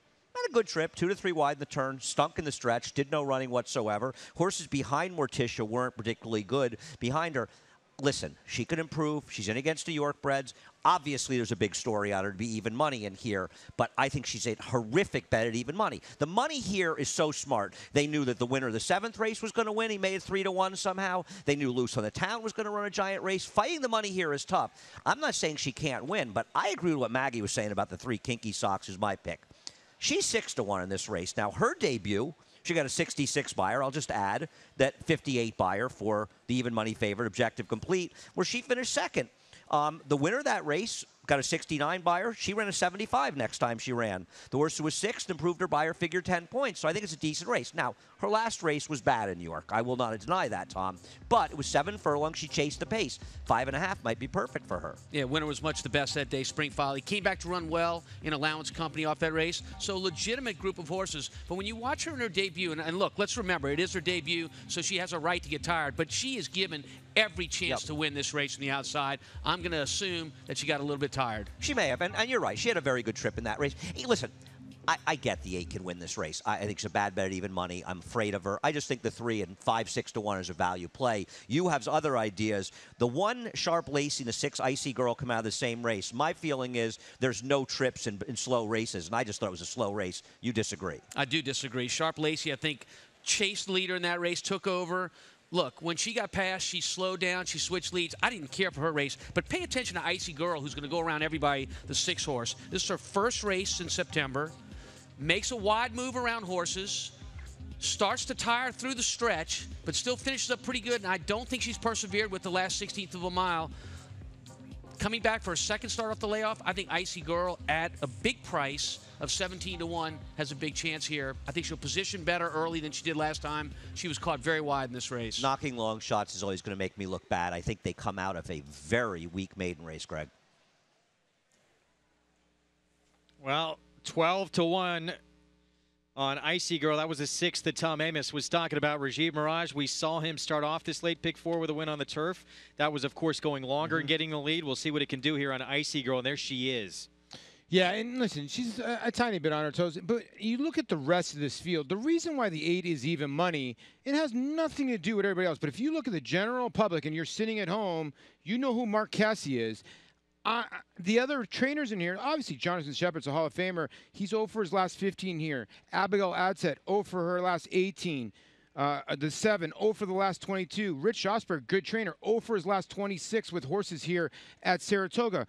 I understand that Mark Cassie's not having a great meet, but he also is a world-class trainer. As you see Norm right there. And I think that's why this horse is getting bet through the connections a little bit here. Yeah, Norm, of course, Mark Cassie's son. They are a team. They talk through every move they make with their horses together. Of course, they had Classic Empire in the Triple Crown, who wound up second in the Preakness, and it looks like he is going to be heading to, I believe, the Pennsylvania Derby next for him in September. But, yeah, objective complete. You got to think with this barn that those percentages are going to turn around sooner than later. They will. I mean, it's just that way too many bullets to fire and too many good bullets to fire. The interesting two horses in here are the 2 and the 4, because this race is such a scramble. The 2 and the 4, both horses that have never tried turf, and they're both not bred for it. So what gives here? The 4 has some dirt speed. We'll see what happens when they get on the green. And David Donk, again, he's the trainer of the 2. We talked about how dangerous he is at turf races. Late Belmont meet, and here at Saratoga, that has been the case.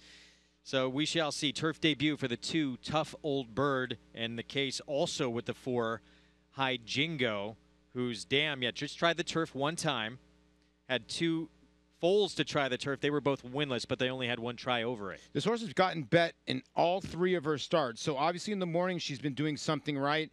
She's been working over in Jersey in Oceanport at Monmouth for this, and she's going to step on the turf today. Yeah, talking about the 4 there. High Jingo, who's on the board at 8-1, one of the debuters on the turf. There's that 10 Sandy Bell moving by her. Post parade coming up shortly. Jose Lezcano will be on the outside runner for Rich Schosberg, who showed speed last time out. Going to be able to clear and get over from that tough outside post? Going to have to. Post parade coming up here for race 9. 5.5 furlongs on the turf here. New York bred maiden special weight, and Sharp Lacey will kick things off. Gary Contessa trainee. It will be Angel Arroyo in the irons. She ran well in her last race. It's just a much weaker field than she faces today. 22-1 on Sharp Lacey. The 2, Tough Old Bird, making her turf debut, trained by David Donk. Eric Cancel rides. Yeah, this is going to be her first time on the grass, but there's no pedigree to back up this move. Kinky Socks is the 3, trained by Roy Lerman. Luis Saez aboard. If she can get back to her debut, she's a major player in this race. The 4, High Jingo, another one debuting on the grass, trained by Terry Pompey. Paco Lopez aboard. Another horse with no pedigree for the grass will look to defy that by trying it today for the first time. Catch Your Dreams is the 5, trained by Hall of Famer Jonathan Shepard, and Chris DiCarlo will ride. The great Jonathan Shepard looking for his first win in 2 years at Saratoga. She hasn't been really effective in her 2 turf sprints. Rajiv Mirage aboard the 6, Icy Girl for Abigail Adsit. I think this is a very interesting long shot, making her second start off the layoff. And blinkers go on as well. The 7, Town Fair, Luis Reyes riding for Rodrigo Yabillo. Another who's a big overlay in the wake of all the money for the 8. Has run competitively in sprints, and is a logical player.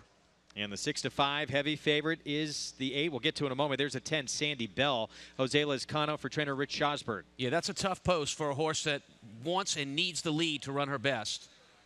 9-2 on Sandy Bell. And there's the 8, our favorite. Objective complete. Daughter of Mission Impossible for Marcazzi. Look, this is the most likely winner today. She has a good work that she's coming, a race that she's coming off the layoff. Runs back to that. She'll be tough to beat. 6-5 heavy favorite, Andy. Of course, next door, this one right here, Town Fair, is going to be cutting back in distance. Yeah, she is. I don't like these cutbacks in general, but if you look at her PPs, she has run effective races going shorter. I just think she's a logical type player. She's had more chances than the other time. Maybe that's a bit of a negative on her. But, you know, this race we're looking at, I'm assuming this is the last time she ran. This was a pretty fast pace, and she didn't run badly finishing 4th. She didn't hard-held in this race, got to do it her way in the front. And watch her drift out here, Andy, at the end of the race. My concern with her when you watch some of these replays on the Town Fair, the 7 horse, is how is she going to handle the tighter turns of Saratoga as opposed to these wide sweeping turns at Belmont? Well, in fairness, when she finished 4th here behind another genius last August, I think she ran a race that would make her at least competitive in this race. I don't love her. I just think she's an overlay at 6-1. But right now, listen, the 8 might win this race. The 8 is 6-5. To me, that is too short a price. 5-2, okay. 6-5, there's going to be overlays all over the board. Fair enough. I agree. Objective complete. The 8 heavy favorite. Is the price too short to play? It's all about value. We're going to take a break. Race 9 from Saratoga when we come back. Make NyraBets your home for online horse racing and betting. Use NyraBets to bet on live horse racing from around the world. Bet from anywhere, anytime using your computer or mobile device. Earn valuable reward points on bets. Play in our exclusive promotions and earn cash rebates. Sign up at NyraBets.com and start earning your sign-up bonus today. NyraBets, racing's best play. Use promo code PICK5 to get a $200 new member sign-up bonus on NyraBets.com.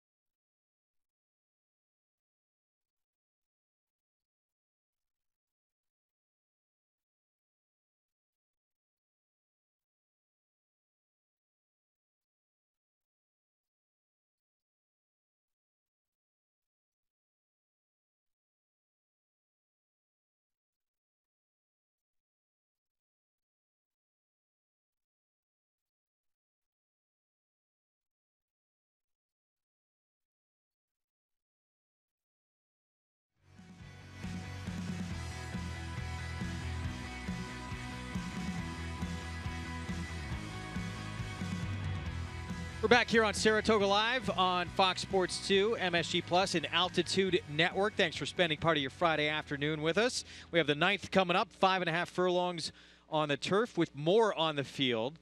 Let's get a report from Maggie Wolfendale. And out here on the track for race number 9, take a look at the outside runner. That is Sandy Bell, and I think she looks, well, better than ever here, guys. She's very, very fit, and she's gotten a somewhat aggressive warm-up, but Jose Lascano staying with the pony, and it's kind of interesting. The pony boy here, Ricardo Toro, is the exercise rider for Rick Schosberg, so he was more than happy to give this this lady a good warm-up and kind of use his pony down on the rail, but stayed with her.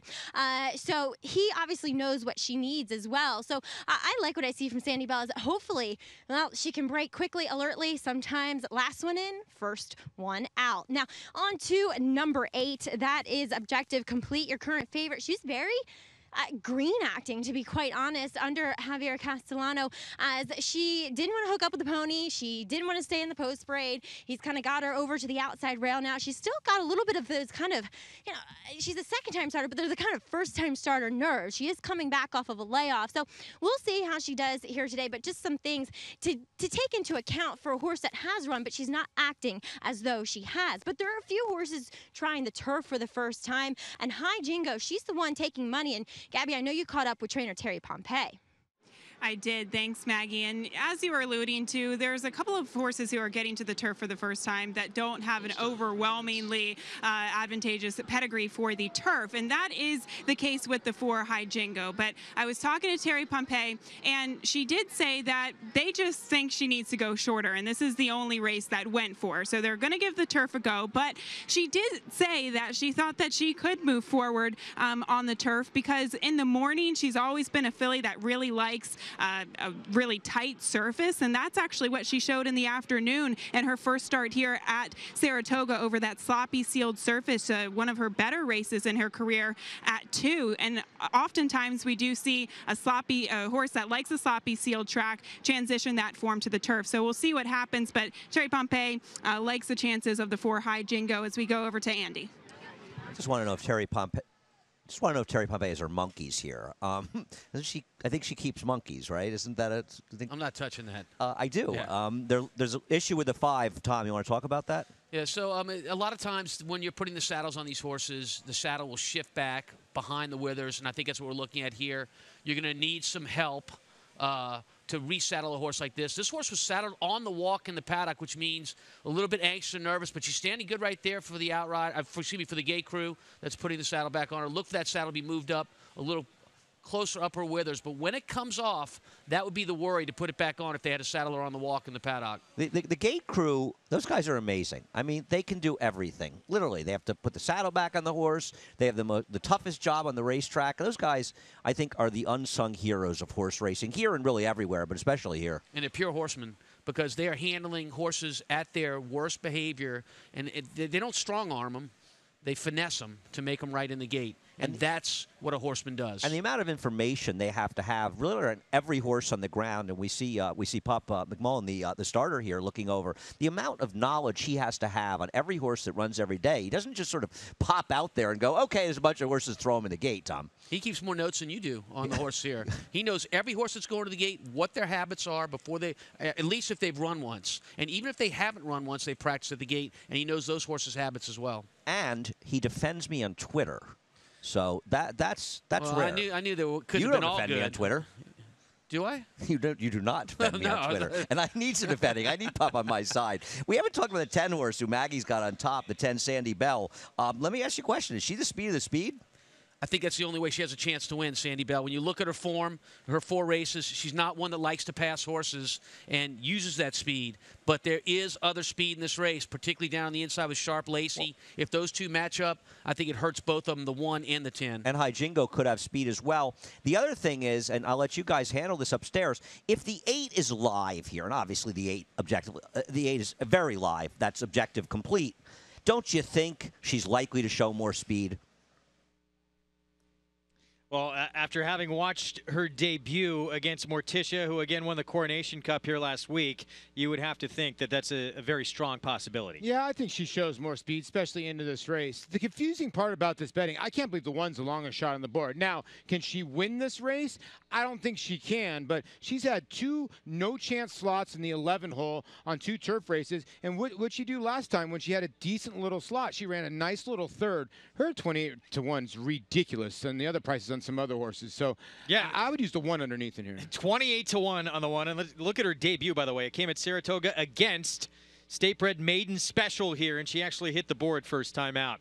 See the jockey off the 6th horse here. The gate is open. That is Icy Girl.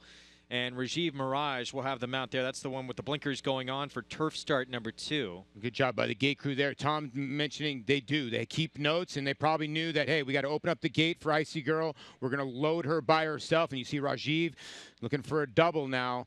I'm going to try to get another one as he won our 7th race today. Starting gate crew, they know all the idiosyncrasies of all the horses on the grounds. They do a tremendous job. As Andy said, let's send it upstairs to the voice of New York racing, Larry Colmus, for the call race 9 from Saratoga. And Sandy Bell steps up to the outside stall and goes in. They're all in line.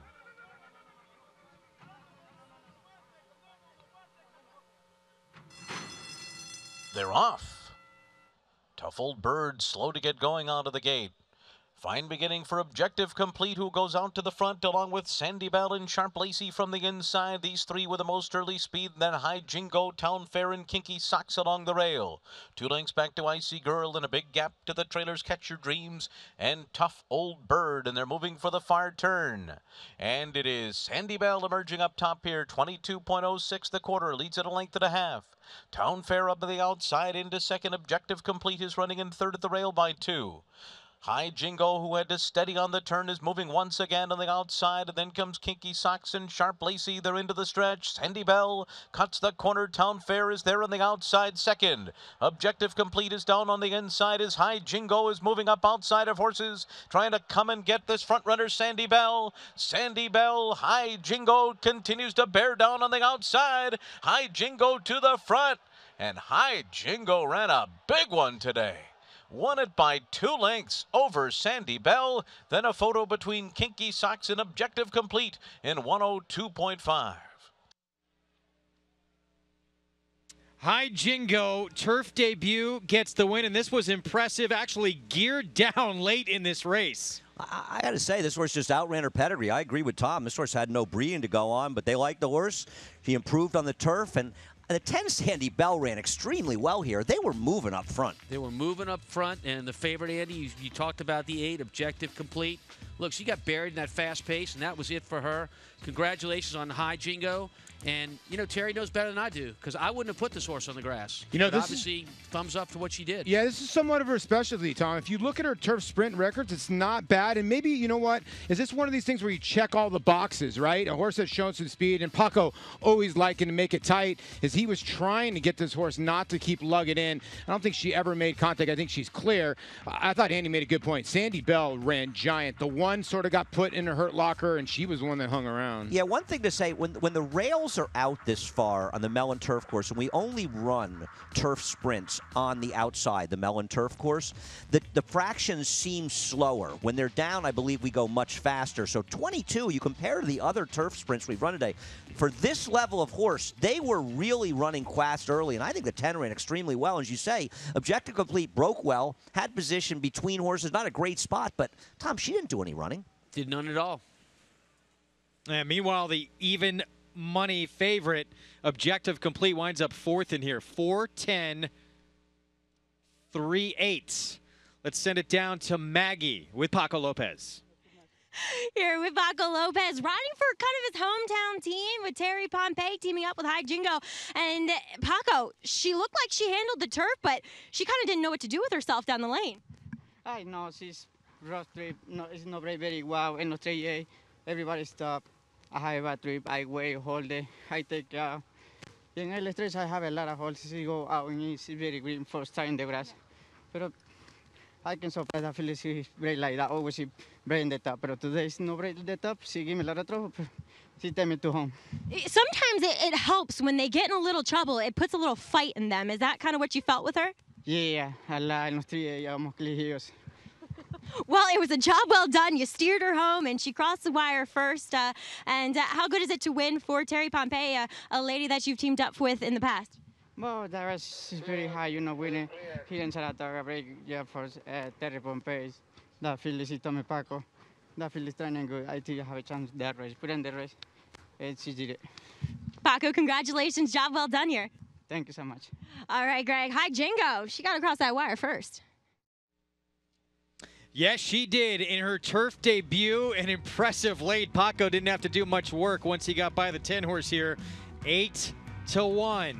Impressive on the grass. We'll be back with more right after this.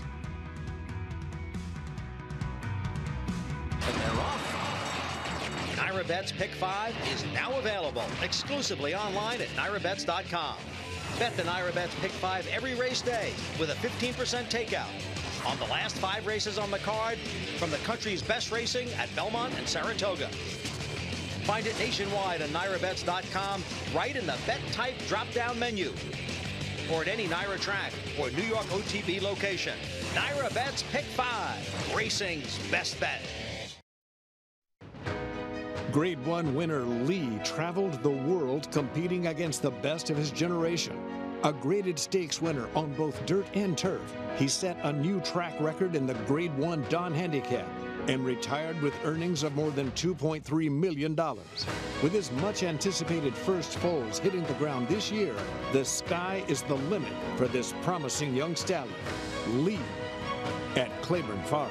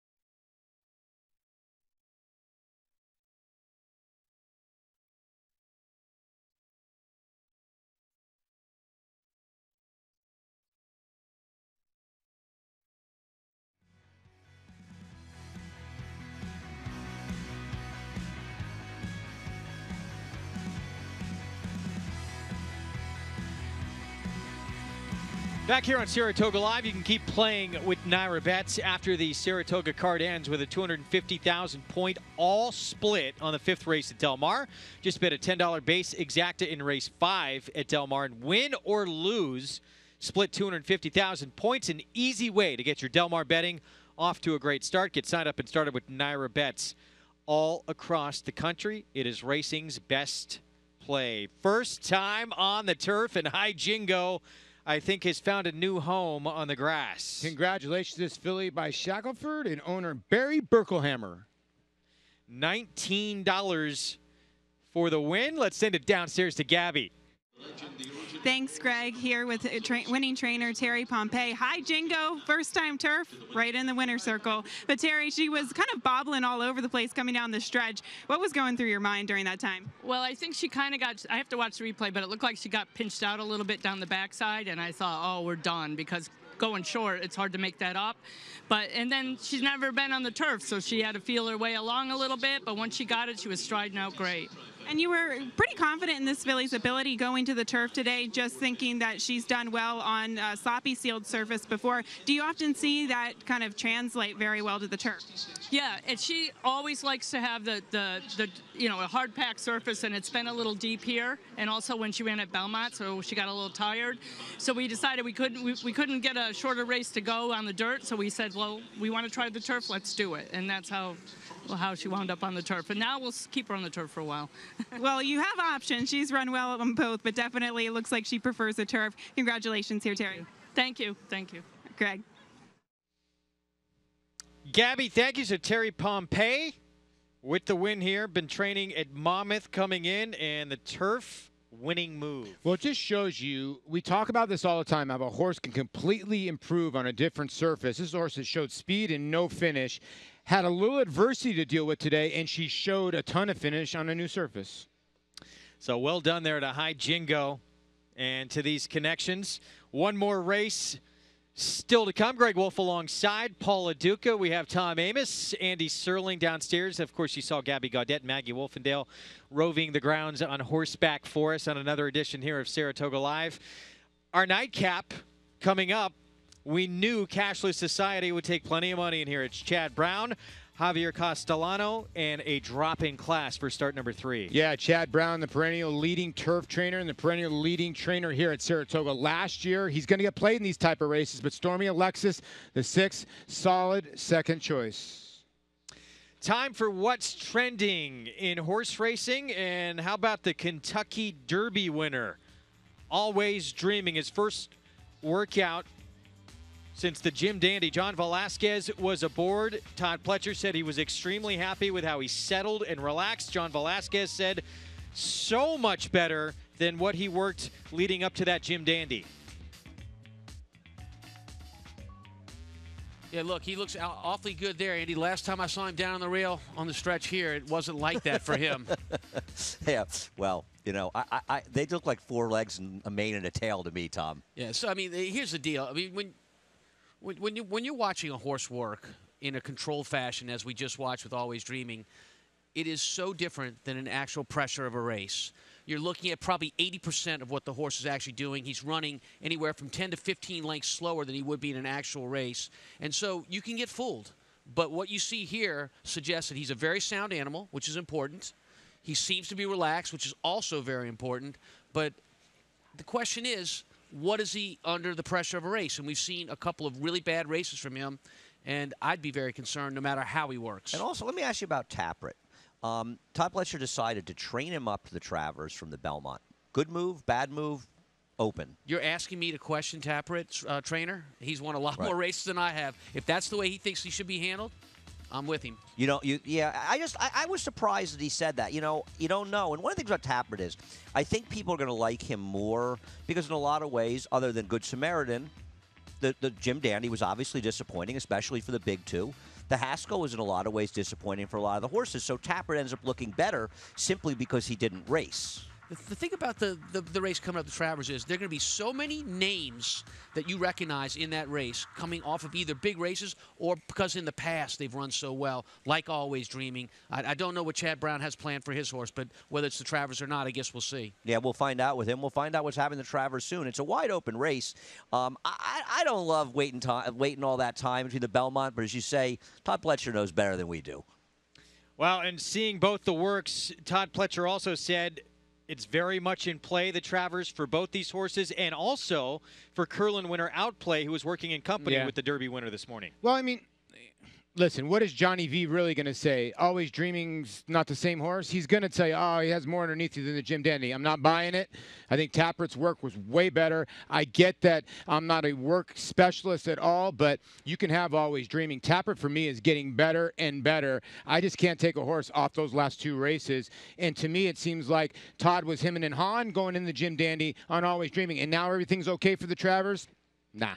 Well, he could have a trio lining up in that race on August 26th. We know this much. It is wide open, so no one's scared of any horse in the race. We saw the Haskell Invitational and a gut-wrenching defeat for McCracken. He actually got to work at Saratoga for the first time since this defeat in the Haskell. This is not the right race we're showing you right here, so let's jump out of this. But Ian Wilkes has said about McCracken, he's always believed he's one of the best 3-year-olds, but it's up to him to do the talking. Even though he got beat in that Haskell, he felt like he really did do the talking. He feels you have not seen the best of this horse yet. Did he get lost when he got to the front end in the Haskell? I think that's what, you know, Ian's trying to say. Maybe Brian made the Hernandez, his jockey, made the move a little too early. He seems like he gets lost a little bit. He needs to be timed perfectly. The talent is there. There's no doubt about it. But he just needs one of those rides that has to be right there on the money. He went 4 furlongs, guys. 49 over the Oklahoma training track. Bullet drill this morning. Well within himself. And Ian Wilkes says he thinks he's still getting better this late in his 3-year-old campaign. I think if he ran a race that was 3 furlongs more than that 4-furlong work, like the Alan Jerkins, he might have a big chance. I will be shocked if this horse wins at 1.25 miles. Is that your way of saying you like him better at 1 turn as opposed to 2? I really think he needs a turn back. This horse has that brief run. I agree with the way Paul put it. Yeah, you need to time it right, but you can't win 1.25 mile races with horses with a short burst like that, Tom. Yeah. He's not an imposing horse. McCracken is a small, agile horse. He has run 2 very good races back-to-back. In the Matt Winn, he didn't face anybody in that race. In the Haskell, you might make a case that those horses are not the same caliber of what he's going to face in the Travers. Yeah, I just think 1.25 miles is questionable. Listen, I'd love to see Ian Wilkes win the Travers. I think everybody would. He's a very popular guy and a terrific trainer. I just wonder, he's got to run in the Travers. I get it. And it's not like the Alan Jerkins is coming up an easy race. I just don't want him at 1.25 miles. And how do you become 3-year-old champion if you don't run in the Travers? You've got to run in that race, and many are going to. It's going to be a full gate. There's so much upside in running it, so I understand why they're running it. I just don't want them at 1.25 miles. You make a good point, though, Andy. I mean, it's not going to be, I don't know the phrase to put it, Wolfie. It's not a layup if you end up at the Alan Jerkins. Right. This is a darn good race. You know, you got American Freedom coming over here and a couple other horses that are going to ship on out. You're going to have now sprinters that are very sharp. Practical Joke might cut back. There's a lot of different aspects. So Andy hits the nail on the head there. It's not a layup if you have to go into the Alan Jerkins. Oh, we know it's going to be a full gate, as Tom mentioned, and that's going to make it that much more exciting. We can't wait for it. It is August 26th here at Saratoga. Let's take a look at the wheel pace here going into this finale, and it's pretty interesting to show you the disparity between the pick 4 and the Naira Betts late pick 5. As an example, let's use the 4-horse, the favorite, for Chad Brown. This is all you need to know. The first winner of this was 3-1. We also got the favorite. Yeah, the favorite in your feature race, and Stall Walking Dude. It goes from that to $2,200, $167 to $2,200. It's almost a 15 times difference. And there you see the pick 4s. It's amazing. To the pick 5s. It's the reason why you need to get down at Naira.com and you need to get an account. I mean, I like to 7 a tiny bit in here. Now, he's not really getting bet, but I think he's got a shot to win this race. I'd be tickled to be alive for 7,500 with Stall Walking Dude winning. Naira Betts late pick 5. That's all the proof you need right there to get down and play that wager. We have the finale still to come. 1 1/16 over the inner turf from Saratoga. That's next. Stay tuned. Change the way you watch racing forever with the new Naira Now app. Live racing in English or Spanish from a variety of camera angles, race replays, talking horses, race analysis, and a multitude of on-demand content, all in high definition. Naira Now is available on many platforms, including iOS, Android, Roku, Apple TV, Amazon Fire, and more coming soon. Download Naira Now today, free in the App Store, and start watching the best racing like never before.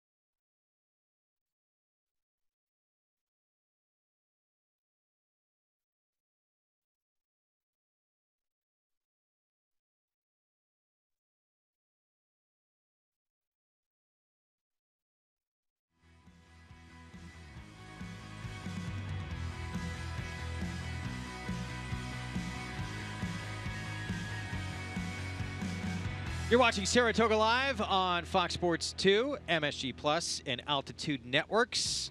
Historic Saratoga Racecourse. Our finale coming up, and this is our current favorite in the nightcap for Chad Brown.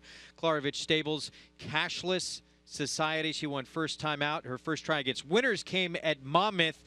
She faced a horse pretty good, not a Prada Price, who wound up second in a stakes at Suffolk in her next start behind a horse named Bella Vase. You see her wheeling about, not that far wide, about 2 or 3 wide. She's going to get first jump, and she's going to win this race nicely with Tyler Gaffleone aboard. Now, is it really impressive? She wins by a head. I like right here that she sort of saw this other horse and was not going to let that horse by. You know, the other horse, the gray, sort of got up to her. She showed some fight. She came back. She made a tiny bit of a middle move. Not a middle move. It was sort of a bunched up race last time out when there was no pace. But she's the one to beat right now, 2-1. Now with more on this daughter of Temple City, let's go to Maggie. And just to kind of expound on what Polly was saying, I don't necessarily know if she loved being down on the inside that much. She kind of seemed a little bit hesitant, at least when the horses were around her, to kind of move forward.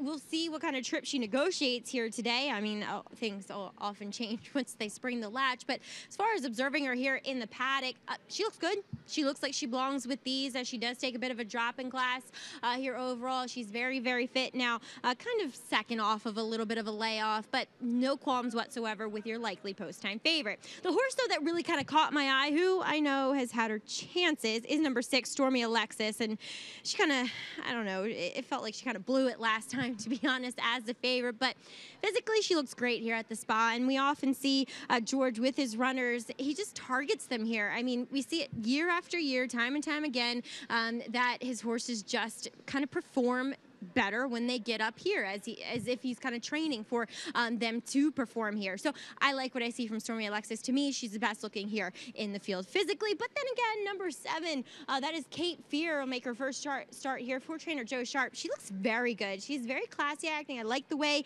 that she won her last race at Gulfstream. Granted, the racing competition down there at this time of the year isn't that strong, but I think she lands in a spot where she could be take an advantageous leap here against winners for the first time, and has impressed me with what I see here in the paddock. Andy, what and who do you like here? I tell you, I think I agonized more over this race than any race this week, because the 4 and 6, who are the favorites and they're the horses to beat, Tom, are both dubious favorites. Neither one of them is that good. The 6, who may be the most talented, never seems to win, always runs second. And the 4, Cashless Society, I don't think she's run particularly well on either of her starts, but she can win here.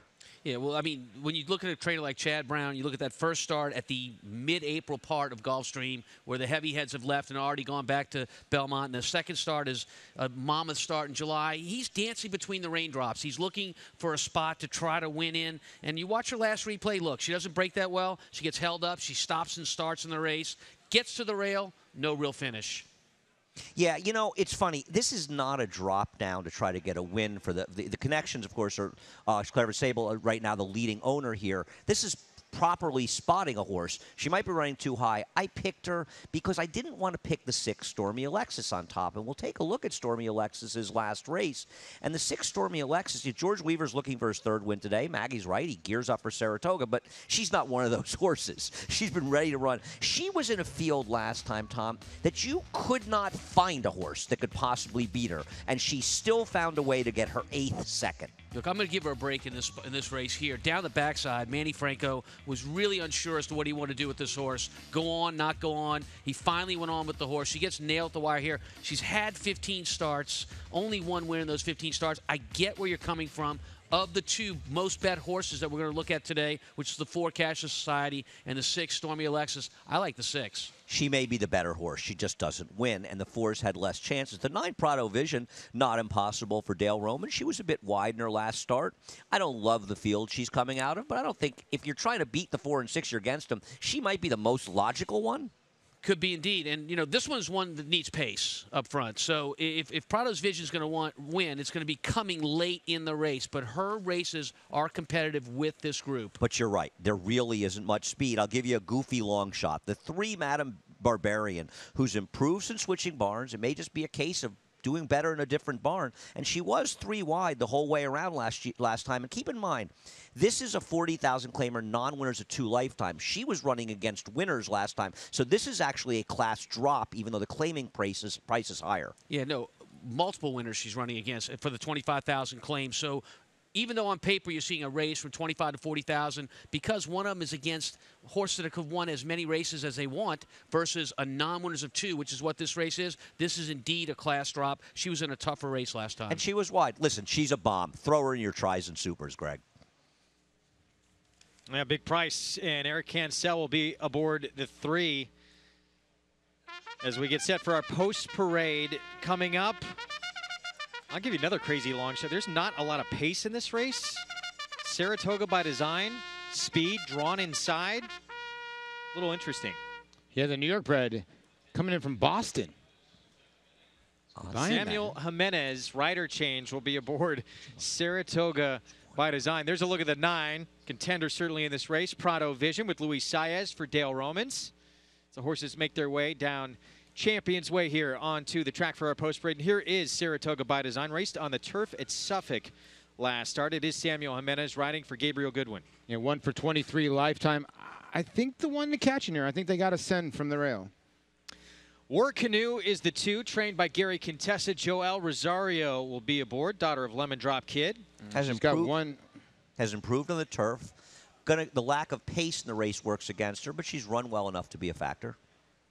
Madame Barbarian is the 3, and it's Eric Cancel in the irons, as we talked about. Has improved for a new barn, and if she comes back to that second race on the forum, she could be a player in here at a bomb.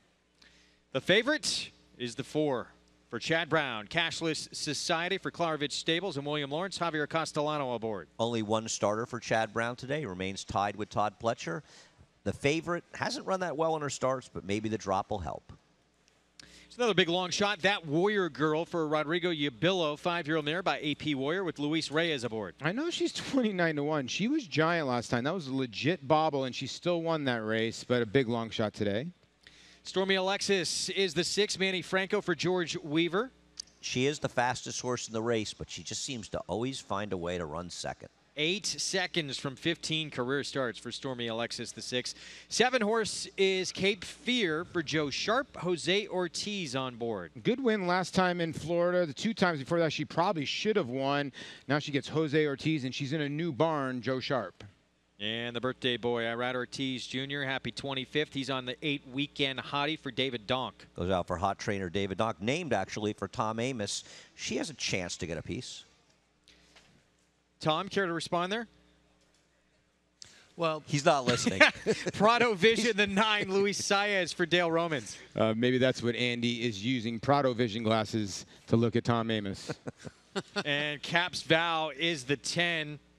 John Salzman and Ricardo Santana Jr. in the irons. Tough to have an outside post as a deep closer in a race with no speed.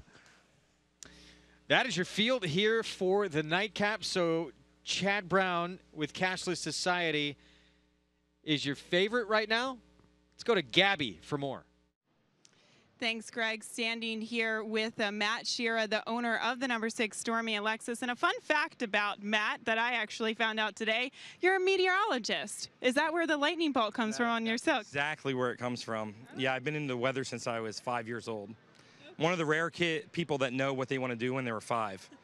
Well, obviously, that's where some of your horses are named from, like Stormy Alexis. And also, talking about Thundering Sky, you've started off the meet in fantastic form, taking the Dale Rose on Whitney Day. How was that getting a win here at Saratoga? That was amazing. The ride by Rajiv, amazing that day. George, great job training. She got a great trip. And looking at Stormy Alexis here, Matt, I know you're a very astute handicapper. You look at the races. How do you see this shaping up here? We're going to be very forwardly placed. If we're not on the lead, maybe the 1 might go out. We'll be stalking the 1. We're going to be 1, 2, 3 at least, if not on the lead. She's got a lot of natural speed. All right, yeah, it doesn't look like there's a lot of early pace in here. Well, best of luck and congratulations thus far. Having a great meet. All right, thank you. Greg. All right, we'll see what happens with Stormy Alexis, the 6 horse, 5-2 on the board. By the way, no one hitting the pick 6 this afternoon. We know that, so we have a carryover going into Saturday with a Fourstar Dave. We'll be back with the finale from Saratoga next. Make NyraBets your home for online horse racing and betting. Use NyraBets to bet on live horse racing from around the world. Bet from anywhere, anytime using your computer or mobile device. Earn valuable reward points on bets. Play in our exclusive promotions and earn cash rebates. Sign up at NyraBets.com and start earning your sign-up bonus today. NyraBets, racing's best play. Use promo code PICK5 to get a $200 new member sign-up bonus on NyraBets.com.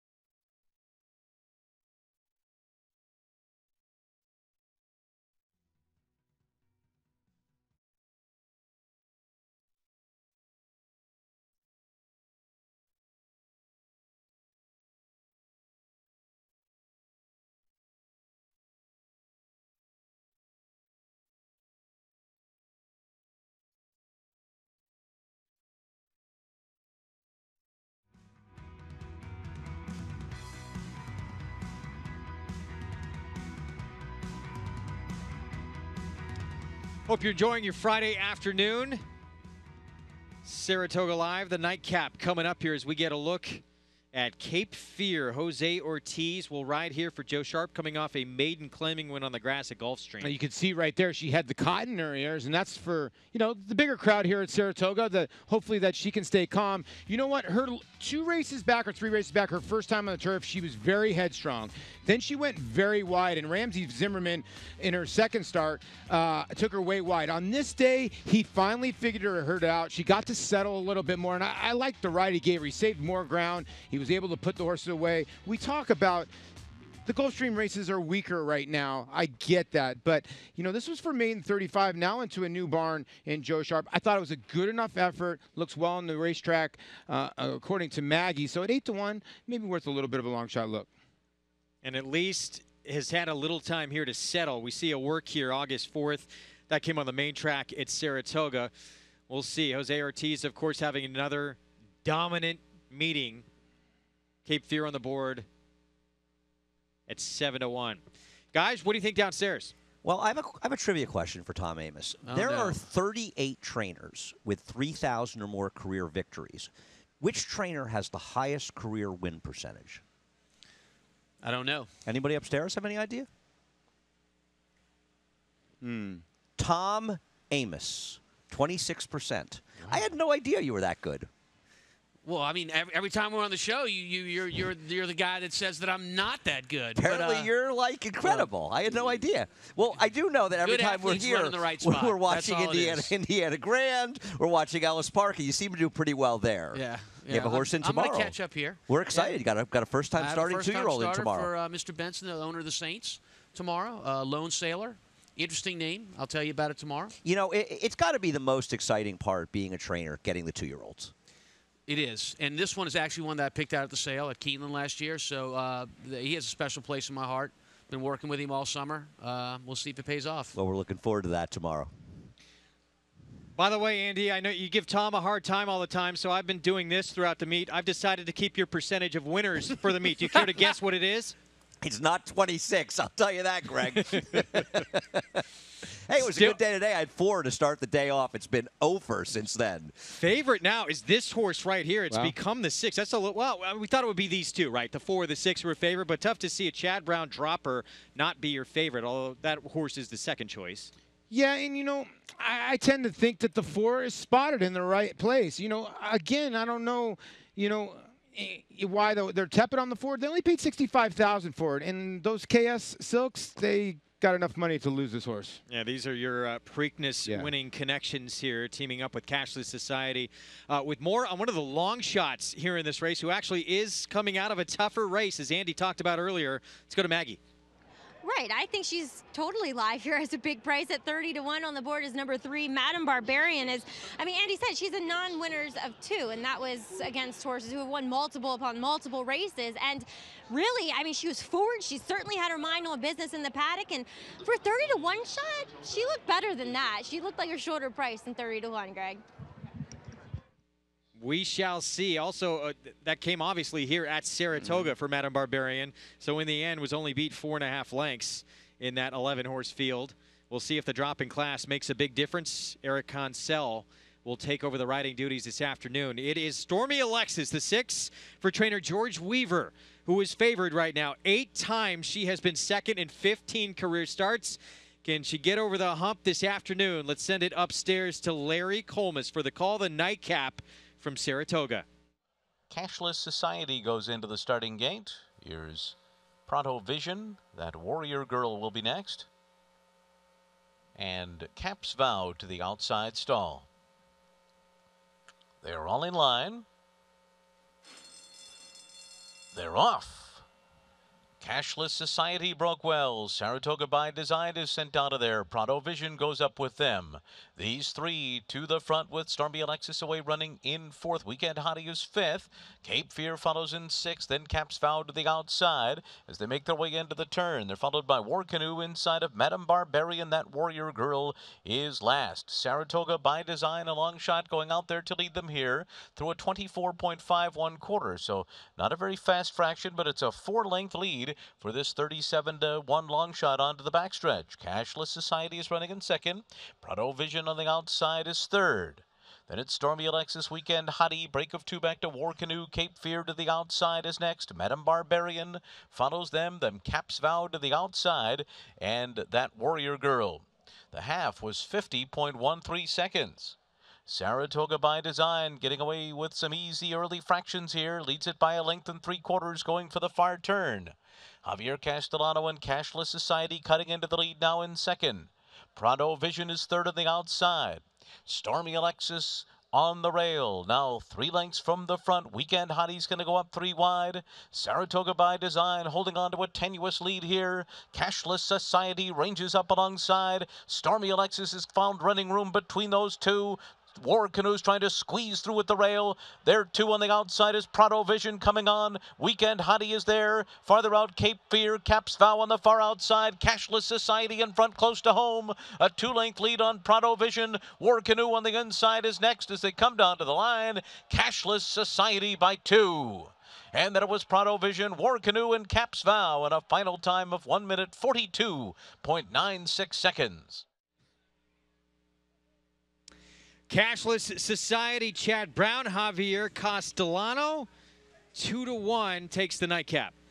Well, you hear it constantly, Greg. Pace makes the race, and there was no pace in this race. We talked about it beforehand, that we did not see a lot of pace in here. Deep closers suffer in that condition, and well-positioned horses benefit.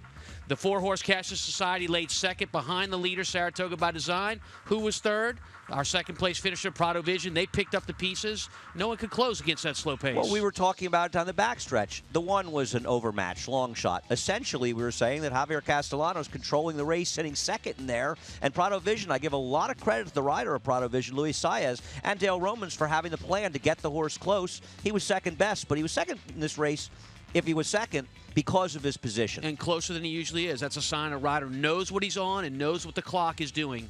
You guys make a great point, and this is why Javier Castellano got elected in the Hall of Fame. It's not because of Grade 1 rides. It's because of rides like this. You make a great point, Andy. What he ended up doing, he pretended like he was in front. He didn't even worry about the one in front of him. He sat chilly as can be, thinking, okay, if the one's going to outrun me at 30-1, he's going to outrun me. I'm on a Chad Brown runner. They're not going to outrun me late.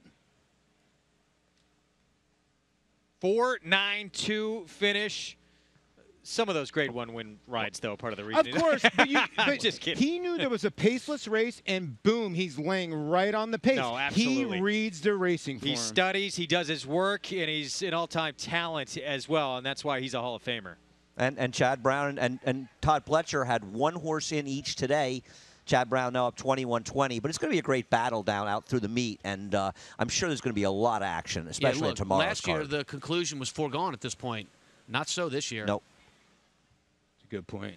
And Irad and Jose. This is going to be fun. The jockeys and the trainers all the way down to the wire. Yeah, Jose Ortiz, Irad Ortiz Jr. going neck and neck.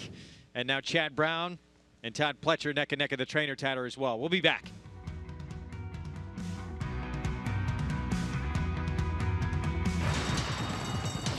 Change the way you watch racing forever with the new Naira Now app. Live racing in English or Spanish. From a variety of camera angles, race replays, talking horses, race analysis, and a multitude of on-demand content, all in high definition. Naira Now is available on many platforms, including iOS, Android, Roku, Apple TV, Amazon Fire, and more coming soon. Download Naira Now today, free in the App Store, and start watching the best racing like never before. Claiborne Farm is proud to offer the regally bred Orb. The son of Malibu Moon compiled a 5-race winning streak that included the Fountain of Youth and Florida Derby. In the Kentucky Derby, he defeated rivals Will Take Charge, Oxbow, Golden Sense, and Palace Malice. Now the millionaire racehorse is garnering big checks for breeders. In the auction ring, Orb is the #1 sire of his crop, with first yearlings selling up to $450,000. Now is the time to book your mare to Orb at Claiborne Farm. Undefeated in sprint competition, Eclipse champion Run Happy captured 3 Grade 1 victories and set blistering speed records at both Keeneland and Saratoga.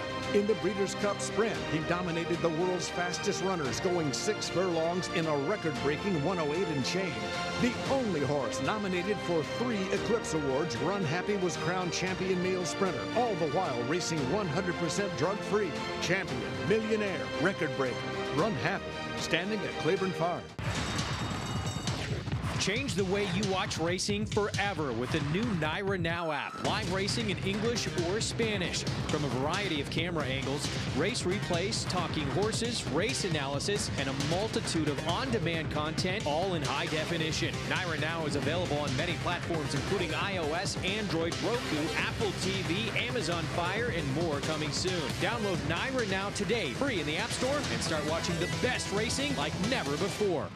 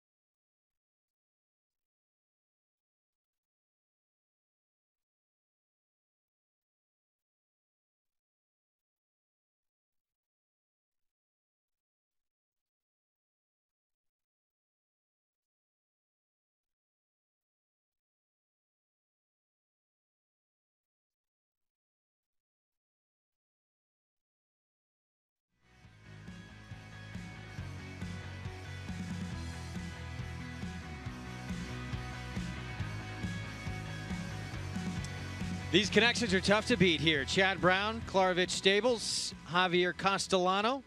They were your connections Preakness winner, Cloud Computing, and they get the win here in the Nightcap at Saratoga with Cashless Society. Let's go downstairs to Gabby.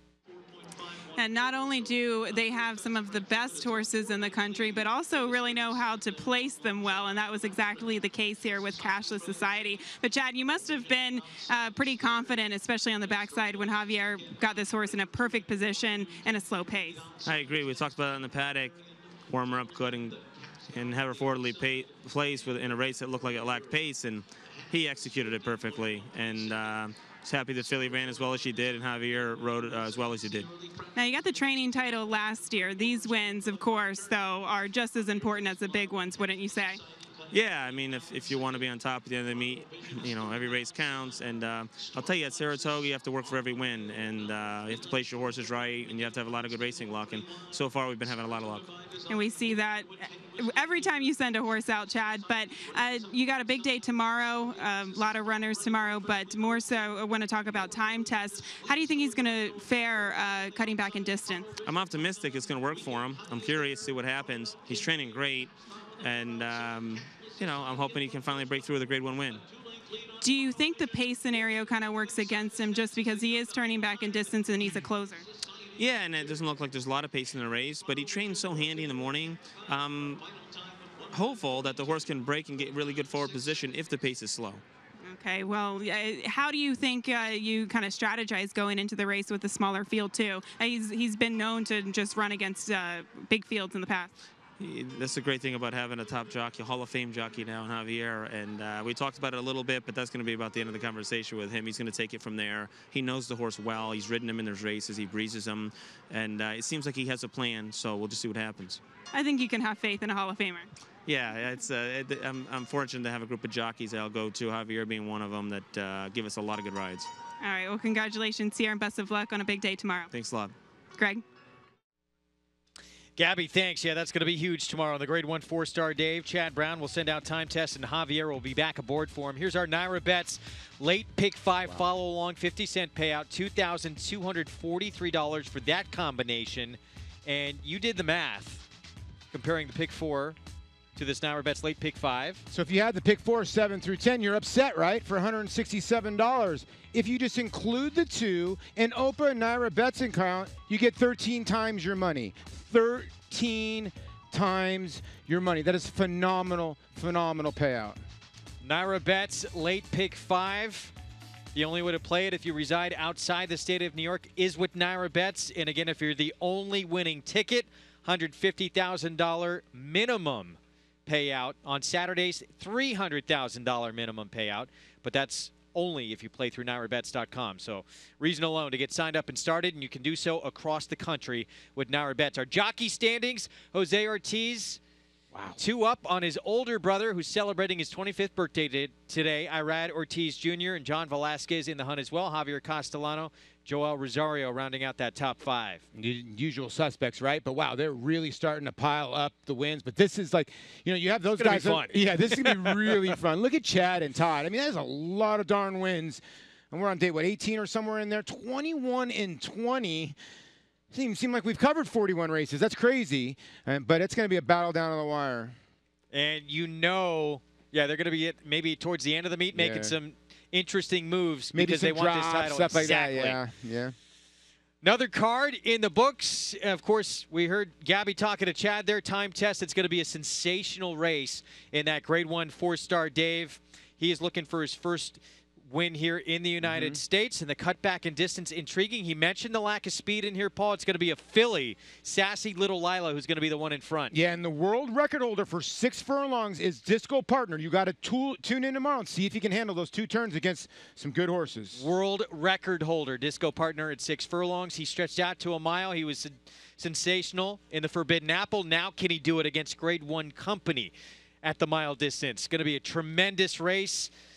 We look forward to it tomorrow. We will see you on Saturday, everyone, with more Saratoga Live. In the tail of the cat, it was the 2-time defending champ, the 7-year-old. Back for more. Stall walking dude, marking his territory. This race is all his. A 3-peat for the son of City Place, the former $16,000 claimer. Getting it done once again for David Jacobson. Now 3 for 4 at the Spa. Is he Fourstar Dave 2.0? He's getting there.